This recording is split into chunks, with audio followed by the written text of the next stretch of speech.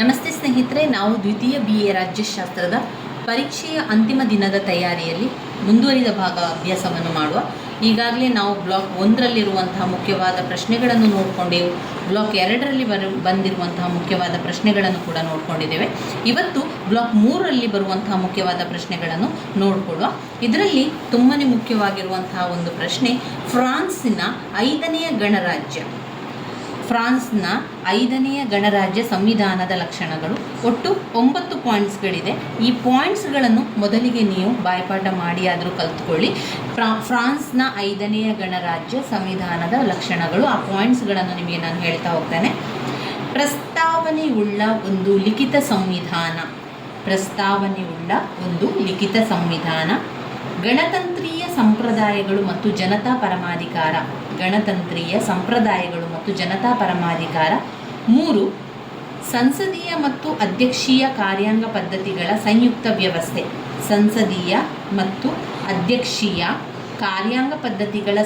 ವ್ಯವಸ್ಥೆ. ಸೀಮಿತ ಅಧಿಕಾರಿಗಳ ಒಂದು ದ್ವಿಸದನ ಶಾಸಕಾಂಗ. 4.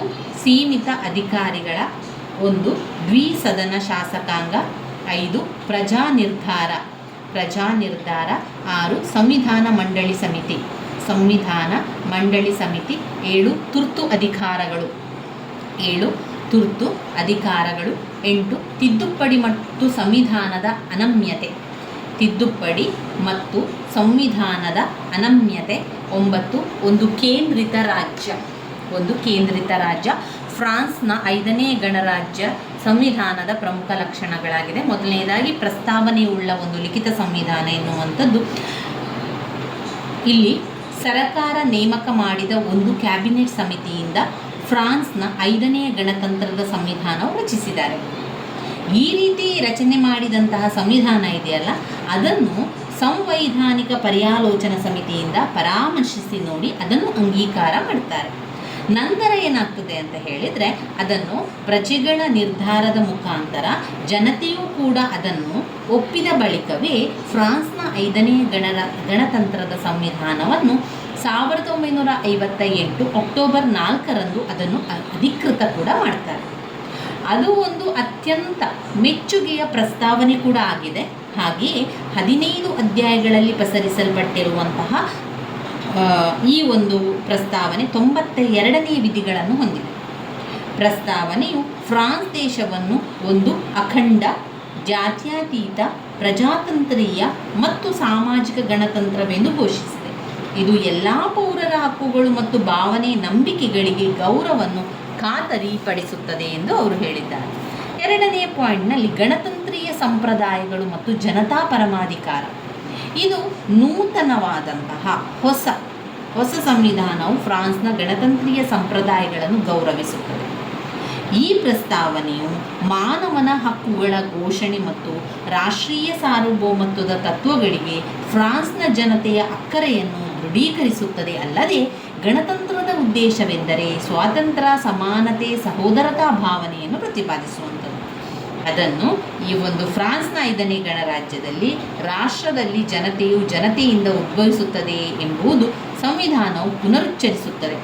ಈ ಸಾರ್ವಭೌಮಾಧಿಕಾರವನ್ನು ಜನತೆಯ ಪ್ರತಿನಿಧಿಗಳು ಮಾತ್ರವಲ್ಲದೆ ಪ್ರಜಾ ನಿರ್ಧಾರದ ಮುಖಾಂತರ ಜನತೆಯು ಚಲಾಯಿಸುತ್ತದೆ. 3ನೇ ಪಾಯಿಂಟ್ನಲ್ಲಿ ಸಂಸದೀಯ ಮತ್ತು ಅಧ್ಯಕ್ಷೀಯ ಪದ್ಧತಿಗಳ ಸಮ್ಮಿಶ್ರಣ. ಫ್ರಾನ್ಸ್ನ 5ನೇ ಗಣತಂತ್ರವು ಸಾಂಪ್ರದಾಯಿಕ ಸಂಸದೀಯ ಮತ್ತು ಅಧ್ಯಕ್ಷೀಯ ಪದ್ಧತಿಗಳೆರಡನ್ನೂ ಕೂಡ ಒಂದುಗೂಡಿಸುತ್ತದೆ. ನಾವು ನೋಡುವಂತೆ ರಾಜಕೀಯವಾಗಿ ಜವಾಬ್ದಾರಿ ಹೊಂದಿಲ್ಲದ ರಾಜ್ಯದ ಮುಖ್ಯಸ್ಥನುಳ್ಳ 2 ಕಾರ್ಯಾಂಗ ಪದ್ಧತಿಗಳ ಸಮ್ಮಿಶ್ರಣ, ತನ್ನ ಸಹೋದ್ಯೋಗಿಗಳನ್ನು ನೇಮಕ ಮಾಡುವ ಮತ್ತು ವಜಾ ಮಾಡುವ ಹಾಗೂ ಸರಕಾರದ ಧೋರಣೆಗಳನ್ನು ನಿರ್ದೇಶಿಸುವ ಆ ಒಂದು ಸಂಸತ್ತು ಕಳಸದನವಾದ ರಾಷ್ಟ್ರೀಯ ಸಭೆಗೆ ಜವಾಬ್ದಾರಿಯಾಗಿರುವಂತಹ ಪ್ರಧಾನಮಂತ್ರಿ ಕ್ಯಾಬಿನೆಟ್ಟನ್ನು ಖಂಡಿಸಿ ಅದನ್ನು ಅಧಿಕಾರದಿಂದ ಕಿತ್ತೊಗೆಯುವ ಅಧಿಕಾರವುಳ್ಳ ರಾಷ್ಟ್ರೀಯ ಸಭೆ ಮತ್ತು ಪ್ರಜಾತಂತ್ರೀಯವಾಗಿ ಚುನಾಯಿಸಲ್ಪಟ್ಟ ಸಂಸತ್ನ ಅಧಿಕಾರಗಳನ್ನು ಮೊಟಕುಗೊಳಿಸುವುದರ ಮುಖಾಂತರ ರಾಜ್ಯದ ಮುಖ್ಯಸ್ಥನಾದ ಅಧ್ಯಕ್ಷನಿಗೆ ಸಂವಿಧಾನವು ವಿಶಾಲ ಮತ್ತು ಪರಿಣಾಮಕಾರಿ ಅಧಿಕಾರಗಳನ್ನು ನಿಯೋಜಿಸುತ್ತದೆ. 4ನೇ ಪಾಯಿಂಟ್, ಮಿತಾಧಿಕಾರವುಳ್ಳ ದ್ವಿಸದನ ಶಾಸಕಾಂಗ. ಫ್ರಾನ್ಸ್ನ ನೂತನ ಸಂವಿಧಾನವು ಸೆನೆಟ್ ಮೇಲ್ಸದನದ ಮತ್ತು ರಾಷ್ಟ್ರೀಯ ಸಭೆ ಕೆಳಸದನವಾಗಿರುವ ಪಾರ್ಲಿಮೆಂಟ್ ಅಥವಾ ಸಂಸತ್ತು ಎಂದು ಕರೆಯಲ್ಪಡುವ ಒಂದು ದ್ವಿಸದನ ಶಾಸಕಾಂಗವನ್ನು ಸ್ಥಾಪಿಸಿದೆ. ಸೆನೆಟ್ನ ಸದಸ್ಯರು ಪರೋಕ್ಷವಾಗಿ ಚುನಾಯಿಸಲ್ಪಟ್ಟರೆ ವಿಶ್ವವ್ಯಾಪ್ತಿ ಪ್ರೌಢ ಮತದಾನದ ಮೇರೆಗೆ ರಾಷ್ಟ್ರೀಯ ಸಭೆಯ ಸದಸ್ಯರು ಆಯ್ಕೆಗೊಳ್ಳುತ್ತಾರೆ. ಸಂಸತ್ತು ಮಿತಿಯಾದ ಅಧಿಕಾರಗಳನ್ನು ಹೊಂದಿದೆ. ಅದು ಸಂವಿಧಾನದಲ್ಲಿ ನಮೂದಿಸಿದ ವಿಷಯಗಳ ಮೇಲೆ ಮಾತ್ರ ಕಾಯ್ದೆ ರಚಿಸಬಹುದಾದರೆ ಒಂದು ಸರಳವಾದ ಆಜ್ಞೆಯ ಮುಖಾಂತರ ಸರಕಾರವು ಇತರ ಎಲ್ಲ ವಿಷಯಗಳ ಮೇಲೆ ಶಾಸನವನ್ನು ರಚಿಸಬಹುದಾಗಿದೆ. ಅಲ್ಲದೆ ಅದರ ನಿರ್ದೇಶನದ ಅನ್ವಯ ಸಂಸತ್ ಶಾಸನ ರಚನಾ ಕಾರ್ಯವನ್ನು ಕಾರ್ಯಾಂಗಕ್ಕೆ ನಿಯೋಜಿಸಲು ಸಂವಿಧಾನವು ಅವಕಾಶವನ್ನು ನೀಡುತ್ತದೆ. ಇನ್ನು 5ನೇ ಪಾಯಿಂಟ್, ಪ್ರಜಾ ನಿರ್ಧಾರ. ಪ್ರಜಾ ನಿರ್ಧಾರವನ್ನು ಪಡೆಯುವುದು 1958ರ ಸಂವಿಧಾನದ ಮತ್ತೊಂದು ಗಣನೀಯ ಲಕ್ಷಣವಾಗಿದೆ.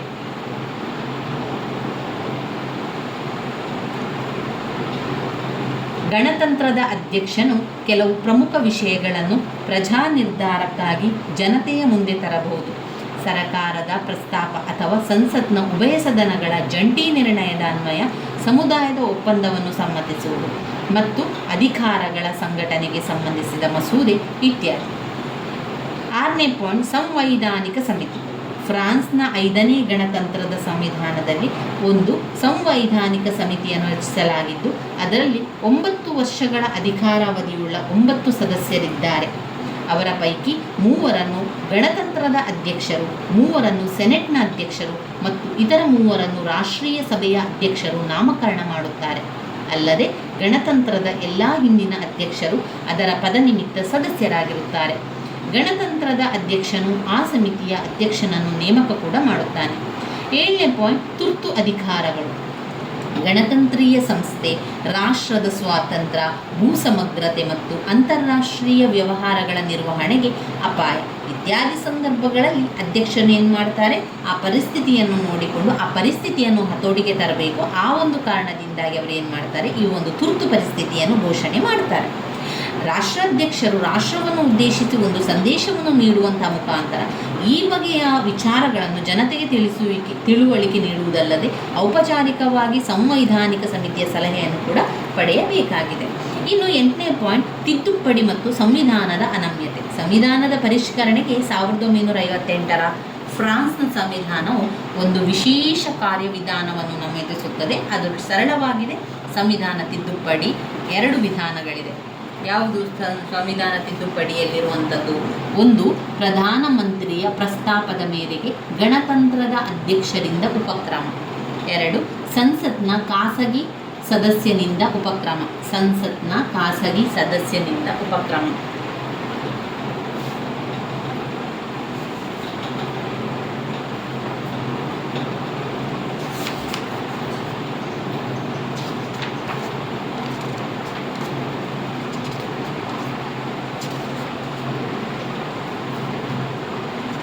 ಇನ್ನು ಬರುವಂಥದ್ದು ಫ್ರಾನ್ಸಿನ ಶಾಸಕಾಂಗದ ರಚನೆ ಮತ್ತು ಸಂಘಟನೆಯಾಗಿರುವಂಥದ್ದು. ಇದರಲ್ಲಿ 1 ರಾಷ್ಟ್ರೀಯ ಸಭೆ, 2 ಸೆನೆಟ್, 3 ಸಂಸತ್ತಿನ ಅಧಿಕಾರ ಮತ್ತು ಕಾರ್ಯಗಳು, ಶಾಸನೀಯ ಅಧಿಕಾರಗಳು, ಹಣಕಾಸಿನ ಅಧಿಕಾರಗಳು, ಕಾರ್ಯಾಂಗೀಯ ಅಧಿಕಾರಗಳು, ನ್ಯಾಯಿಕ ಕಾರ್ಯಗಳು ಬರುವಂಥದ್ದು. ಫ್ರಾನ್ಸಿನ ಶಾಸಕಾಂಗದ ರಚನೆ ಮತ್ತು ಸಂಘಟನೆಗಳಲ್ಲಿ ನಾವು ನೋಡಿದರೆ, ಫ್ರಾನ್ಸಿನ 5ನೇ ಗಣರಾಜ್ಯದ ಸಂಸತ್ತು ದ್ವಿಸದನ ಶಾಸಕಾಂಗವಾಗಿದ್ದು ರಾಷ್ಟ್ರೀಯ ಸಭೆ ಮತ್ತು ಸೆನೆಟಿನಿಂದ ಕೂಡಿರುವಂಥದ್ದು. ಮೊದಲನೆಯದಾಗಿ ರಾಷ್ಟ್ರೀಯ ಸಭೆಯು ಫ್ರೆಂಚ್ ಸಂಸತ್ತಿನ ಕೆಳಮನೆಯಾಗಿದೆ. ಇದರ ಸದಸ್ಯರು ಫ್ರೆಂಚ್ ಜನತೆಯಿಂದ ನೇರವಾಗಿ ವಯಸ್ಕ ಮತದಾನ ಪದ್ಧತಿಯ ಮೂಲಕವೇ ಆಯ್ಕೆಯಾಗಿರುತ್ತಾರೆ. ಈ ಸದನದ ಒಟ್ಟು ಸದಸ್ಯರ ಸಂಖ್ಯೆ 577 ಸದಸ್ಯರು ಇದರಲ್ಲಿರುವಂಥದ್ದು. ಇವರು 555 ಸದಸ್ಯರು ಏನು ಮಾಡ್ತಾರೆ, ಮೆಟ್ರೋಪಾಲಿಟನ್ ಫ್ರಾನ್ಸ್ನ ಪ್ರತಿನಿಧಿಯಾಗುತ್ತಾರೆ. 22 ಸದಸ್ಯರು ಸಾಗರೋತ್ತರ ಪ್ರಾಂತ್ಯಗಳನ್ನು ಪ್ರತಿನಿಧಿಸುತ್ತಾರೆ. ರಾಷ್ಟ್ರೀಯ ಸಭೆಯ ಸದಸ್ಯರನ್ನು ಡೆಪ್ಯೂಟಿ ಎಂದು ಕರೆಯಲಾಗುತ್ತದೆ. 21 ವರ್ಷದ ವಯಸ್ಸಾದ ಎಲ್ಲ ಫ್ರೆಂಚ್ ನಾಗರಿಕರಿಗೆ ಮತದಾನದ ಹಕ್ಕನ್ನು ನೀಡಲಾಗಿದೆ. ರಾಷ್ಟ್ರೀಯ ಸಭೆ ರಾಷ್ಟ್ರೀಯ ಸಭೆಯ ಸದಸ್ಯತ್ವಕ್ಕೆ ಇರುವ ಅರ್ಹತೆಗಳೆಂದರೆ ಫ್ರಾನ್ಸಿನ ಪೌರನಾಗಿರಬೇಕು, 23 ವರ್ಷದ ವಯೋಮಿತಿಯನ್ನು ಹೊಂದಿರಬೇಕು, ಸಂವಿಧಾನದ 25ನೇ ಅನುಚ್ಛೇದವು ರಾಷ್ಟ್ರೀಯ ಅಸೆಂಬ್ಲಿಯ ಸದಸ್ಯತ್ವ, ಅದರ ಅಧಿಕಾರಾವಧಿ, ಚುನಾವಣಾ ವಿಧಾನ, ಸದಸ್ಯರ ಅರ್ಹತೆ, ಅವರ ಸಂಬಳ ಸಾರಿಗೆ ಮುಂತಾದ ವಿಷಯಗಳನ್ನು ನಿರ್ಧರಿಸಲು ಸಂಘಟನಾತ್ಮಕ ಕಾನೂನಿಗೆ ಬಿಟ್ಟಿದೆ. ಅದರ ಪ್ರಕಾರ ರಾಷ್ಟ್ರೀಕೃತ ಉದ್ದಿಮೆಯಲ್ಲಿನ ಹಿರಿಯ ಅಧಿಕಾರಿಗಳು, ಸರ್ಕಾರಿ ಅಧಿಕಾರಿಗಳು ಚುನಾವಣೆಗೆ ಸ್ಪರ್ಧಿಸುವಂತಿಲ್ಲ. ಅಲ್ಲದೆ ಅಪರಾಧಿಗಳು, ದಿವಾಳಿಕೋರರು, ನಾಗರಿಕ ಹಕ್ಕುಗಳನ್ನು ನಿರಾಕರಿಸಲ್ಪಟ್ಟ ಪ್ರಜೆಗಳು ರಾಷ್ಟ್ರೀಯ ಸಭೆಯ ಸದಸ್ಯತ್ವಕ್ಕೆ ಅನರ್ಹರು.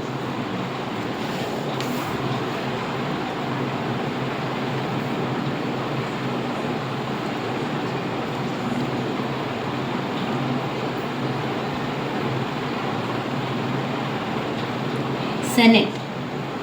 ಎರಡನೇದು ಸೆನೆಟ್. ಸೆನೆಟ್ ಎನ್ನುವಂಥದ್ದು ಫ್ರೆಂಚ್ ಸಂಸತ್ತಿನ ಮೇಲ್ಮನೆ ಅಥವಾ ದ್ವಿತೀಯ ಸದನ ಆಗಿದೆ. ಫ್ರೆಂಚ್ ಗಣರಾಜ್ಯದ ಪ್ರಾದೇಶಿಕ ಘಟಕಗಳ ಪ್ರತಿನಿಧಿಗಳಿಂದ ಕೂಡಿದೆ. ಇದರ ಸದಸ್ಯರನ್ನು ಪರೋಕ್ಷ ಚುನಾವಣಾ ಪದ್ಧತಿಯ ಮೂಲಕ ಆಯ್ಕೆ ಮಾಡಲಾಗುತ್ತದೆ. ಪ್ರಸ್ತುತ ಇದು 319 ಸದಸ್ಯರುಗಳಿಂದ ಕೂಡಿದೆ. ಸೆನೆಟ್ ಒಂದು ಶಾಶ್ವತ ಸದನವಾಗಿದ್ದು ವಿಸರ್ಜನೆಗೆ ಒಳಪಡುವುದಿಲ್ಲ. ಇದರ ಸದಸ್ಯರು 9 ವರ್ಷಗಳ ಅವಧಿಗೆ ಚುನಾಯಿಸಲ್ಪಡುತ್ತಾರೆ. ಪ್ರತಿ 3 ವರ್ಷಗಳಿಗೊಮ್ಮೆ 1/3 ಸದಸ್ಯರು ನಿವೃತ್ತರಾಗುತ್ತಾರೆ. 35 ವರ್ಷ ವಯೋಮಿತಿಯುಳ್ಳ ಪೌರರು ಅಲ್ಲಿಯ ಕಾಯ್ದೆಗೆ ಅನುಗುಣವಾಗಿ ಸೆನೆಟ್ ಸದಸ್ಯತ್ವಕ್ಕೆ ಸ್ಪರ್ಧಿಸಬಹುದು.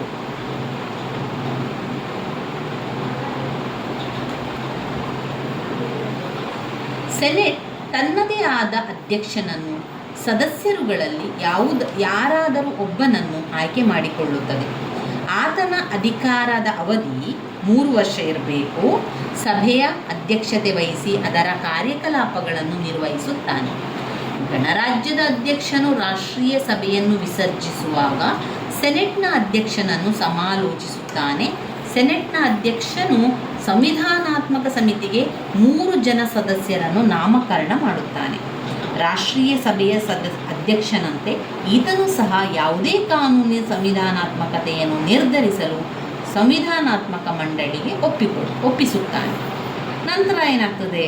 ನಂತರ ಫ್ರಾನ್ಸಿನ ಸಂವಿಧಾನವು ಗಣರಾಜ್ಯದ ಉಪಾಧ್ಯಕ್ಷರ ಹುದ್ದೆಗೆ ಅವಕಾಶವನ್ನು ಮಾಡಿಲ್ಲ. ಆದ್ದರಿಂದ ಯಾವುದೇ ಕಾರಣಕ್ಕಾಗಲಿ ಫ್ರೆಂಚ್ ಗಣರಾಜ್ಯದ ಅಧ್ಯಕ್ಷನ ಹುದ್ದೆ ಖಾಲಿಯಾದರೆ ಸೆನೆಟ್ನ ಅಧ್ಯಕ್ಷನು ನೂತನ ಗಣರಾಜ್ಯದ ಅಧ್ಯಕ್ಷ ಆಯ್ಕೆಯಾಗುವವರೆಗೆ ಗಣರಾಜ್ಯದ ಅಧ್ಯಕ್ಷನಾಗಿಯೇ ಕಾರ್ಯನಿರ್ವಹಿಸುತ್ತಾನೆ.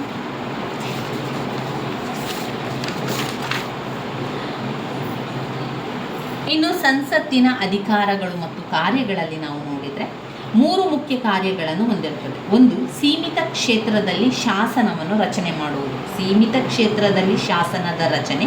2. ಸರಕಾರದ ಮೇಲೆ ಮೇಲ್ವಿಚಾರಣೆ ಮತ್ತು ನಿಯಂತ್ರಣ, ಸರಕಾರದ ಮೇಲೆ ಮೇಲ್ವಿಚಾರಣೆ ಮತ್ತು ನಿಯಂತ್ರಣ. ಯುದ್ಧದ ಘೋಷಣೆ. ಶಾಸನೀಯ ಅಧಿಕಾರಗಳು. ಆಮೇಲೆ ಇಲ್ಲಿ ಬರುವಂತಹ ಅಧಿಕಾರಗಳ ವರ್ಗೀಕರಣವನ್ನು ನೋಡಿದರೆ ಶಾಸನೀಯ ಅಧಿಕಾರಗಳು, ಹಣಕಾಸಿನ ಅಧಿಕಾರಗಳು, ಕಾರ್ಯಾಂಗೀಯ ಅಧಿಕಾರಗಳು, ನ್ಯಾಯಿಕ ಅಧಿಕಾರಗಳು. ಶಾಸನೀಯ ಅಧಿಕಾರಗಳಲ್ಲಿ ಸಂವಿಧಾನದ 34ನೇ ವಿಧಿಯಲ್ಲಿ ರಾಷ್ಟ್ರೀಯ ಸಭೆಯು ಯಾವ ವಿಷಯಗಳ ಬಗ್ಗೆ ಶಾಸನ ರಚಿಸಬೇಕೆಂದು ಅದು ತಿಳಿಸುತ್ತದೆ. ಏನೆಲ್ಲ ವಿಷಯಕ್ಕೆ? ಪೌರರ ನಾಗರಿಕ ಹಾಗೂ ಮೂಲಭೂತ ಹಕ್ಕುಗಳು. 2. ವ್ಯಕ್ತಿಗಳ ರಾಷ್ಟ್ರೀಯತೆ, ಅಂತಸ್ತು, ವಿವಾಹ ಕರಾರುಗಳು, ಉತ್ತರಾಧಿಕಾರತ್ವ ಮುಂತಾದವುಗಳು. 3. ಅಪರಾಧ ಮತ್ತು ದುರ್ವ್ಯವಹಾರಗಳನ್ನು ಮತ್ತು ಅವುಗಳಿಗೆ ಅನ್ವಯಿಸುವ ಶಿಕ್ಷೆಗಳನ್ನು ತೀರ್ಮಾನಿಸುವುದು. ಎಲ್ಲ ಬಗೆಯ ತೆರಿಗೆಗಳನ್ನು ಸಂಗ್ರಹಿಸುವ ವಿಧಾನ ಹಾಗೂ ಪ್ರಮಾಣ ಮತ್ತು ಹಣದ ಚಲಾವಣೆ. ಸಂಸತ್ತಿನ ಮತ್ತು ಸ್ಥಳೀಯ ಮಂಡಳಿಗಳ ಚುನಾವಣಾ ಪದ್ಧತಿ. ವಿಭಿನ್ನ ರೀತಿಯ ಸಾರ್ವಜನಿಕ ನಿಗಮಗಳ ಸ್ಥಾಪನೆ. ಉದ್ದಿಮೆಗಳ ರಾಷ್ಟ್ರೀಕರಣ ಹಾಗೂ ಸರಕಾರಿ ಉದ್ಯಮಗಳಿಂದ ಖಾಸಗಿ ಉದ್ಯಮಿಗಳಿಗೆ ಸಂಪನ್ಮೂಲಗಳ ವರ್ಗಾವಣೆ. ರಾಷ್ಟ್ರೀಯ ರಕ್ಷಣೆಯ ಸಂಘಟನೆ, ಶಿಕ್ಷಣ, ಉದ್ಯೋಗಾವಕಾಶ, ಸಾಮಾಜಿಕ ಭದ್ರತೆ, ಅವುಗಳ ಬಗ್ಗೆ ಶಾಸನದ ರಚನೆ. ಸಂಸತ್ತಿನ ಶಾಸನಾಧಿಕಾರವನ್ನು ಸಂಘಟನಾತ್ಮಕ ಕಾನೂನಿಂದ ವಿಸ್ತರಿಸಬಹುದು. ಇನ್ನು ಹಣಕಾಸಿನ ಅಧಿಕಾರಗಳು. ಹಣಕಾಸಿನ ಅಧಿಕಾರಗಳನ್ನು ನೋಡಿದರೆ ಇತರೆ ಶಾಸಕಾಂಗಗಳಿಗಿರುವಂತೆ ಫ್ರೆಂಚ್ ಸಂಸತ್ತಿಗೂ ಹಣಕಾಸಿಗೆ ಸಂಬಂಧಿಸಿದ ಕೆಲವು ಅಧಿಕಾರಗಳಿವೆ. ವಾರ್ಷಿಕ ಆಯವ್ಯಯಕ್ಕೆ ಒಪ್ಪಿಗೆ ನೀಡುತ್ತದೆ. ಹಣಕಾಸಿಗೆ ಸಂಬಂಧಪಟ್ಟ ಎಲ್ಲ ವಿಧೇಯಕಗಳು ಹಾಗೂ ಬಜೆಟ್ ಸಂಸತ್ತಿನಿಂದ ಅಂಗೀಕಾರ ಪಡೆಯಬೇಕು. ಆದರೆ ಹಣಕಾಸಿನ ಮೇಲಿನ ಸಂಸತ್ತಿನ ಅಧಿಕಾರ ಸಂಪೂರ್ಣವಲ್ಲ. 47ನೇ ವಿಧಿ ಪ್ರಕಾರ ಸಂಸತ್ತು ಹಣಕಾಸಿನ ಮಸೂದೆಯನ್ನು 70 ದಿನಗಳ ಒಳಗಾಗಿ ಅನುಮೋದಿಸದಿದ್ದರೆ, ಪಾಸು ಮಾಡದಿದ್ದರೆ ಸರಕಾರ ಘೋಷಣೆ ಹೊರಡಿಸಿ ಸುಗ್ರೀವಾಜ್ಞೆಯ ಮೂಲಕ ಜಾರಿಗೊಳಿಸುತ್ತದೆ. ಸಂಸತ್ತು ಸಕಾಲದಲ್ಲಿ ಹಣಕಾಸಿನ ಮಸೂದೆಯನ್ನು ಮಂಡಿಸಲು ವಿಫಲನಾದರೆ ಆಗ ಸರ್ಕಾರವು ತೆರಿಗೆಯನ್ನು ವಿಧಿಸಲು ಅಧಿಕಾರ ನೀಡುವಂತೆ ಸಂಸತ್ತನ್ನು ಕೇಳಬೇಕು. ಹಾಗೆ ವೆಚ್ಚಕ್ಕೆ ಅಧಿಕಾರ ನೀಡಿ ಸರ್ಕಾರವು ಆದೇಶದ ಮೂಲಕ ಸಂಸತ್ತನ್ನು ಕೇಳಿಕೊಳ್ಳಬಹುದು. ಹೀಗೆ ಹಣಕಾಸಿನ ವಿಚಾರದಲ್ಲಿ ಸರ್ಕಾರವು ಸಂಸತ್ತನ್ನು ಕಡೆಗಣಿಸುವ ಅಧಿಕಾರ ಹೊಂದಿದೆ. ಇನ್ನು ಕಾರ್ಯಾಂಗೀಯ ಅಧಿಕಾರ. 1958ರ ಸಂವಿಧಾನವು ಸರ್ಕಾರದ ಮೇಲಿನ ಶಾಸಕಾಂಗದ ಅಧಿಕಾರವನ್ನು ಪರಿಮಿತಗೊಳಿಸಿದಂತೆ ತೋರುತ್ತದೆ. ಫ್ರಾನ್ಸಿನಲ್ಲಿ ಶಾಸಕಾಂಗವನ್ನು ಕಾರ್ಯಾಂಗದಿಂದ ಬೇರ್ಪಡಿಸಲಾಗಿದೆ. ಈಗಿನ ಸಂವಿಧಾನವು ಸಂಸದೀಯ ಹಾಗೂ ಅಧ್ಯಕ್ಷೀಯ ಪದ್ಧತಿಗಳೆರಡನ್ನೂ ಅಳವಡಿಸಿಕೊಂಡಿದೆ. ಮಂತ್ರಿಮಂಡಲವು ರಾಷ್ಟ್ರೀಯ ಸಭೆಗೆ ಹೊಣೆಯಾಗಿರುತ್ತದೆ. ರಾಷ್ಟ್ರೀಯ ಸಭೆಯು ಮಂತ್ರಿಮಂಡಲದ ವಿರುದ್ಧ ಅವಿಶ್ವಾಸ ನಿರ್ಣಯಗಳನ್ನು ಸ್ವೀಕರಿಸಬಹುದು ಅಥವಾ ಖಂಡನಾತ್ಮಕ ಗೊತ್ತುವಳಿಯನ್ನು ಸ್ವೀಕರಿಸಬಹುದು. ಇನ್ನು ನ್ಯಾಯಿಕ ಕಾರ್ಯಗಳು. ಸಂಸತ್ತು ಫ್ರಾನ್ಸಿನ ಉಚ್ಚ ನ್ಯಾಯಾಲಯಕ್ಕೆ ಸದಸ್ಯರನ್ನು ಚುನಾಯಿಸುತ್ತದೆ. ನ್ಯಾಯಿಕ ವಿಧಾನ ಮತ್ತು ಮ್ಯಾಜಿಸ್ಟ್ರೇಟ್ ಸ್ಥಾನಮಾನ ಕುರಿತು ಸಂಸತ್ತು ಶಾಸನ ರಚಿಸುವ ಅಧಿಕಾರ ಹೊಂದಿದೆ. ಸಂಸತ್ತು ಅಧ್ಯಕ್ಷ ಮೇಲೆ ಉನ್ನತ ದೇಶದ್ರೋಹದ ಆಪಾದನೆ ಹೊರಿಸಬಹುದು. ಅಂತಹ ಸಂದರ್ಭದಲ್ಲಿ ಉನ್ನತ ನ್ಯಾಯಾಲಯ ವಿಚಾರಣೆ ನಡೆಸುತ್ತದೆ. ಇವುಗಳಲ್ಲದೆ ಫ್ರೆಂಚ್ ಸಂಸತ್ತು ಸಂವಿಧಾನ ತಿದ್ದುಪಡಿಗೆ ಸಂಬಂಧಿಸಿದ ಹಾಗೆ ಹೆಚ್ಚಿನ ಅಧಿಕಾರ ಹೊಂದಿದೆ. ತಿದ್ದುಪಡಿಯ ಸೂಚನೆಯನ್ನು ಸಂಸತ್ತು ಅಥವಾ ಗಣರಾಜ್ಯ ಅಧ್ಯಕ್ಷ ಪ್ರಧಾನಿ ಒಪ್ಪಿಗೆ ಸೂಚಿಸಬಹುದು. ಅದನ್ನು ಸಂಸತ್ತು ಅಂಗೀಕರಿಸುತ್ತದೆ. ಇವಿಷ್ಟು ಅದರಲ್ಲಿ ಆಯಿತು. ಇನ್ನು ನಾವು ಓದಬೇಕಾಗಿರುವಂತಹ ಪ್ರಶ್ನೆ ಯಾವುದಿದೆ? ಇನ್ನು ಬರುವಂಥದ್ದು ಫ್ರೆಂಚ್ ರಾಜಕೀಯದ ಪಕ್ಷ ಪದ್ಧತಿ ಮತ್ತು ಲಕ್ಷಣಗಳು. ಸಂವಿಧಾನದ ಮಂಡಳಿಯ ರಚನೆಗಳು. ಸಂವಿಧಾನ ಮಂಡಳಿಯ ರಚನೆಯಲ್ಲಿ ಸಂವಿಧಾನದ ಬದ್ಧತೆಯನ್ನು ನಿರ್ಧರಿಸುವುದಾಗಿದೆ. ಅಲ್ಲಿ ಚುನಾವಣೆಗಳ ಮೇಲ್ವಿಚಾರಣೆ ನಡೆಸುವುದು, ಫಲಿತಾಂಶವನ್ನು ಪ್ರಕಟಿಸುವುದು, ಫಲಿತಾಂಶಕ್ಕೆ ಸಂಬಂಧಿಸಿದ ದೂರುಗಳನ್ನು ಪರಿಶೀಲಿಸುವುದು. ಆಮೇಲೆ ಕಾನೂನು ಹಾಗೂ ಒಪ್ಪಂದಗಳು ಸಂವಿಧಾನಕ್ಕೆ ಅನುಗುಣವಾಗಿದೆ ಎಂದು ಪರಿಶೀಲಿಸಿಕೊಂಡು ನಂತರ ಪರಿಸ್ಥಾನ ಸಲಹೆಗಳನ್ನು ನೀಡುವಂಥದ್ದು. ಸಂವಿಧಾನಕ್ಕೆ ವ್ಯತಿರಿಕ್ತವಾಗಿದೆ ಎಂಬುದು ಸಂವಿಧಾನಿಕ ಮಂಡಳಿ ತೀರ್ಪಿನತ್ತ ಅನಂತಹ ಕಾನೂನು ಜಾರಿಗೆ ತರುವಂತಿಲ್ಲ. ಇನ್ನು 4ನೇದು ಅಧ್ಯಕ್ಷರು ತುರ್ತು ಪರಿಸ್ಥಿತಿ ಘೋಷಿಸುವಾಗ ಅವನಿಗೆ ಸಲಹೆಯನ್ನು ನೀಡುತ್ತದೆ. ತುರ್ತು ಪರಿಸ್ಥಿತಿಯನ್ನು ಘೋಷಿಸುವಾಗ ಆತನಿಗೆ ಸಲಹೆ ನೀಡುತ್ತದೆ. ತುರ್ತು ಪರಿಸ್ಥಿತಿಯನ್ನು ಘೋಷಿಸುವ ಮೊದಲು ಅಧ್ಯಕ್ಷರು ಸಮಿತಿಯ ಸಲಹೆಗಳನ್ನು ಕಡ್ಡಾಯವಾಗಿ ಪಡೆಯಬೇಕಾಗ್ತದೆ. ಆದರೆ ಅದರ ಸಲಹೆಯಂತೆ ನಡೆಯಲೇಬೇಕೆಂಬ ಕಡ್ಡಾಯವಿಲ್ಲ. ಅದಾಗಿ ಕೂಡ ಅಧ್ಯಕ್ಷನ ತುರ್ತು ಪರಿಸ್ಥಿತಿ ಘೋಷಿಸುವ ಅಧಿಕಾರದ ಮೇಲೆ ಸ್ವಲ್ಪ ಮಟ್ಟಿಗೆ ನಿಯಂತ್ರಣವನ್ನು ಉಂಟು ಮಾಡುತ್ತದೆ. ಇನ್ನು ಇದರಲ್ಲಿ ರಾಜಕೀಯ ಪಕ್ಷಗಳು. ಫ್ರೆಂಚ್ ಪಕ್ಷ ಪದ್ಧತಿ ಮತ್ತು ಪ್ರಧಾನ ಲಕ್ಷಣಗಳನ್ನು ನೋಡ್ಕೊಳ್ಳ. ಫ್ರೆಂಚಿನ ಪಕ್ಷ ಪದ್ಧತಿಯ ಲಕ್ಷಣಗಳಲ್ಲಿ ಬಹುಪಕ್ಷ ಪದ್ಧತಿ. 2 ದುರ್ಬಲ ಸಂಘಟನೆ. 3 ರಾಜಕೀಯ ವಿಚಾರಗಳಲ್ಲಿ ಅವಿಚ್ಛಿನ್ನತೆಯ ಕೊರತೆ.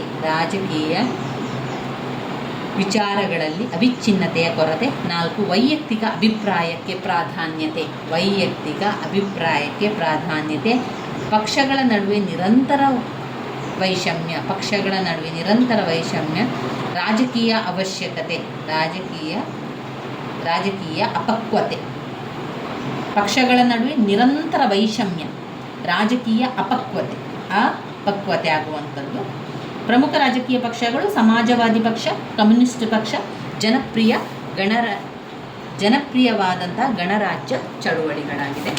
ಇವಿಷ್ಟು ರಾಜಕೀಯ ಪಕ್ಷ ಫ್ರೆಂಚ್ ಪಕ್ಷ ಪದ್ಧತಿಯ ಲಕ್ಷಣಗಳು. ಪಕ್ಷ ಪದ್ಧತಿಯ ಲಕ್ಷಣಗಳ ಪಾಯಿಂಟ್ಸ್ಗಳನ್ನು ಮತ್ತೊಮ್ಮೆ ಹೇಳ್ತಾ ಹೋಗ್ತಾನೆ.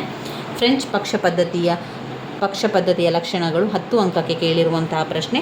ಇದರ ಲಕ್ಷಣಗಳು ಬಹುಪಕ್ಷ ಪದ್ಧತಿ. ಇದರಲ್ಲಿ ಈ ಪಾಯಿಂಟ್ಸಲ್ಲೇ ಇರ್ತದೆ ನೋಡಿ ವಿವರಣೆಯನ್ನು. ಬಹುಪಕ್ಷ ಪದ್ಧತಿ ಇದೇನು? ಫ್ರಾನ್ಸ್ ಅದು ಹಲವಾರು ಪಕ್ಷಗಳನ್ನು ಅಸ್ತಿತ್ವವನ್ನು ಹೊಂದಿರುವಂಥದ್ದು. ಅದಕ್ಕೆ ನಾವು ಬಹುಪಕ್ಷ ಪದ್ಧತಿ ಅಂತ ಹೇಳುವಂಥದ್ದು. ಅದೇ ರೀತಿ ಆ ಪಾಯಿಂಟ್ಸಲ್ಲಿ ಅದಕ್ಕೆ ಸಂಬಂಧಪಟ್ಟ ವಿಚಾರಗಳಿದೆ, ಅದನ್ನೇ ಸ್ವಲ್ಪ ಉದ್ದ ಮಾಡಿ ವಿವರಣೆಯನ್ನು ಮಾಡಿ ಬರೀಬೇಕು ನೀವು. ಫ್ರೆಂಚ್ ಪಕ್ಷ ಪದ್ಧತಿಯ ಲಕ್ಷಣಗಳು: 1 ಬಹುಪಕ್ಷ ಪದ್ಧತಿ. ದುರ್ಬಲ ಸಂಘಟನೆ. 2 ದುರ್ಬಲ ಸಂಘಟನೆ.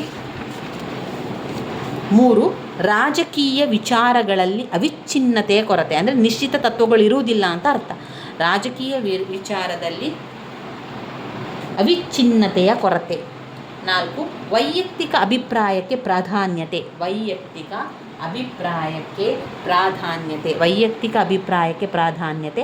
5 ಪಕ್ಷಗಳ ನಡುವೆ ನಿರಂತರ ವೈಷಮ್ಯ. ಪಕ್ಷಗಳ ನಡುವೆ ನಿರಂತರ ವೈಷಮ್ಯ. ರಾಜಕೀಯ ಅಪಕ್ವತೆ. ಯಾರು? ರಾಜಕೀಯ ಅಪಕ್ವತೆ.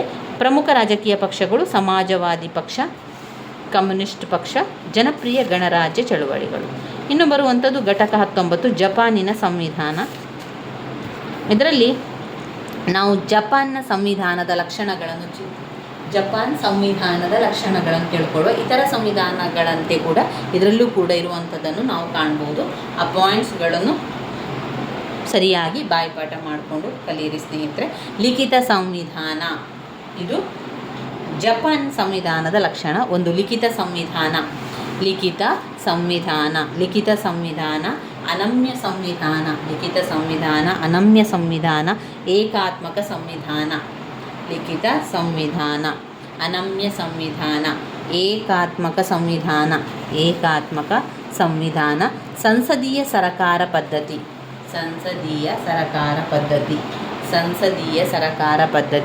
5 ಸಾಂಕುಶ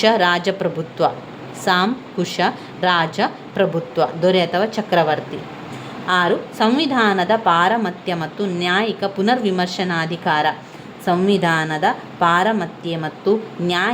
ಪುನರ್ವಿಮರ್ಶನಾಧಿಕಾರ.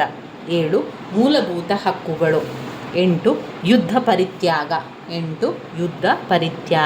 9 ದ್ವಿಸದನ ಶಾಸಕಾಂಗ.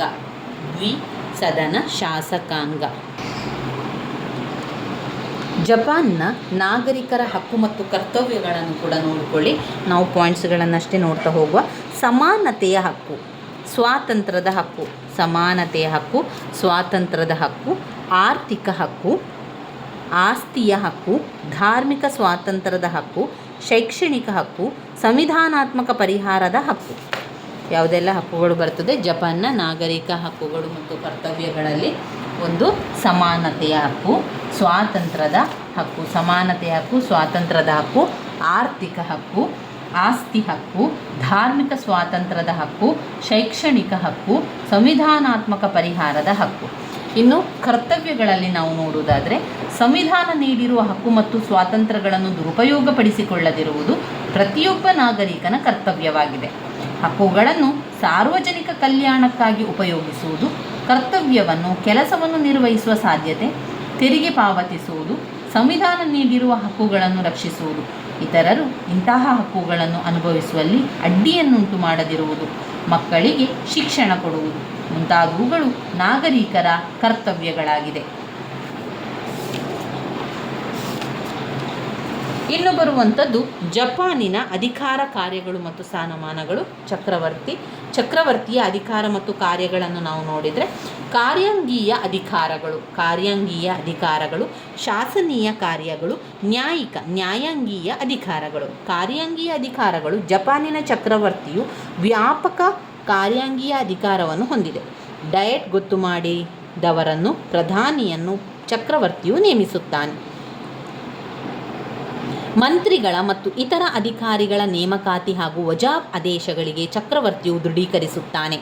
ವಿದೇಶಿ ರಾಯಭಾರಿಗಳನ್ನು ಮತ್ತು ಮಂತ್ರಿಗಳನ್ನು ಬರಮಾಡಿಕೊಳ್ಳುವುದು, ಪರರಾಷ್ಟ್ರಗಳೊಡನೆ ಮಾಡಿಕೊಂಡ ಒಪ್ಪಂದಗಳಿಗೆ ಸಮ್ಮತಿ ನೀಡುವುದು, ಸಚಿವ ಸಂಪುಟದ ಸಲಹೆಯ ಮೇರೆಗೆ ಕ್ಷಮದಾನ ನೀಡುವುದು ಇಲ್ಲವೇ ಶಿಕ್ಷೆಯನ್ನು ಕಡಿಮೆ ಮಾಡುವುದು, ಔಪಚಾರಿಕ ಕಾರ್ಯಗಳನ್ನು ನೆರವೇರಿಸುವುದು. 2 ಶಾಸನೀಯ ಕಾರ್ಯಗಳು. ಡಯಟ್ನ ಅಧಿವೇಶನಗಳನ್ನು ಕರೆಯುವುದು, ಡಯಟ್ನ ಕೆಳಮನೆಯಾದ ಪ್ರತಿನಿಧಿಗಳ ಸಭೆಯನ್ನು ಅದರ ಅವಧಿ ಮುಗಿದ ನಂತರ ಅಥವಾ ಅವಧಿಗೆ ಮುನ್ನ ಪ್ರಧಾನಮಂತ್ರಿಯ ಸಲಹೆ ಮೇರೆಗೆ ವಿಸರ್ಜಿಸುವುದು.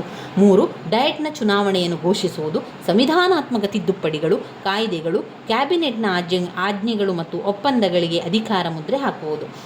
3 ನ್ಯಾಯಿಕ ಅಧಿಕಾರಗಳು. ಕ್ಯಾಬಿನೆಟ್ ನಿರ್ಣಯದ ಪ್ರಕಾರ ಸುಪ್ರೀಂ ಕೋರ್ಟ್ನ ಮುಖ್ಯ ನ್ಯಾಯಾಧೀಶರನ್ನು ನೇಮಿಸುವುದು, ಕ್ಷಮದಾನ, ಶಿಕ್ಷೆಯನ್ನು ಕಡಿಮೆ ಮಾಡುವುದು, ಮುಂದೂಡುವುದು ಮುಂತಾದ ನ್ಯಾಯಿಕ ಕಾರ್ಯಗಳನ್ನು ಚಕ್ರವರ್ತಿಯು ನಿರ್ವಹಿಸುತ್ತಾನೆ.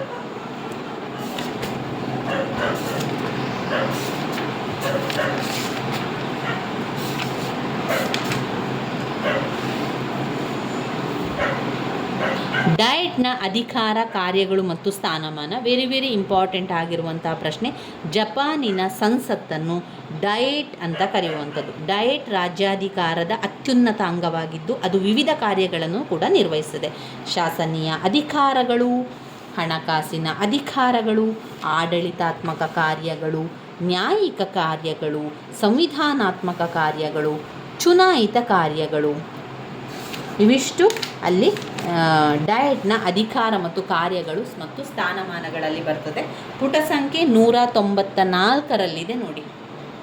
ಪುಟ ಸಂಖ್ಯೆ 194.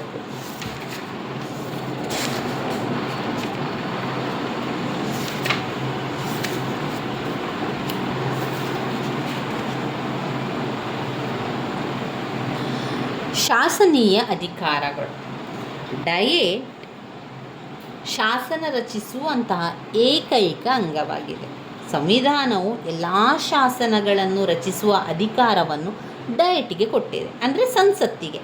ಅದು ಯಾವುದೇ ವಿಷಯದ ಬಗ್ಗೆ ಕಾನೂನನ್ನು ಮಾಡುವ ಅಧಿಕಾರ ಹೊಂದಿದೆ. ಶಾಸನ ರಚನೆಯ ಬಗ್ಗೆ ಡಯಟ್ನ ಉಭಯ ಸದನಗಳಿಗೂ ಸಮನಾದ ಅಧಿಕಾರ ಕೂಡ ಇದೆ. ಎರಡು ಸದನಗಳಲ್ಲೂ ಮಸೂದೆ ಪಾಸಾಗದೆ ಕಾಯ್ದೆಯಾಗಲಾರದು. ಸಾಮಾನ್ಯ ಮಸೂದೆಗಳನ್ನು ಯಾವುದೇ ಸದನದಲ್ಲಾದರೂ ಮಂಡಿಸಬಹುದು. ಆದರೆ ಮಸೂದೆ ಅಥವಾ ಕಾನೂನು ಆಗಬೇಕಾದರೆ ಎರಡು ಸದನಗಳ ಒಪ್ಪಿಗೆ ಅತ್ಯವಶ್ಯಕ.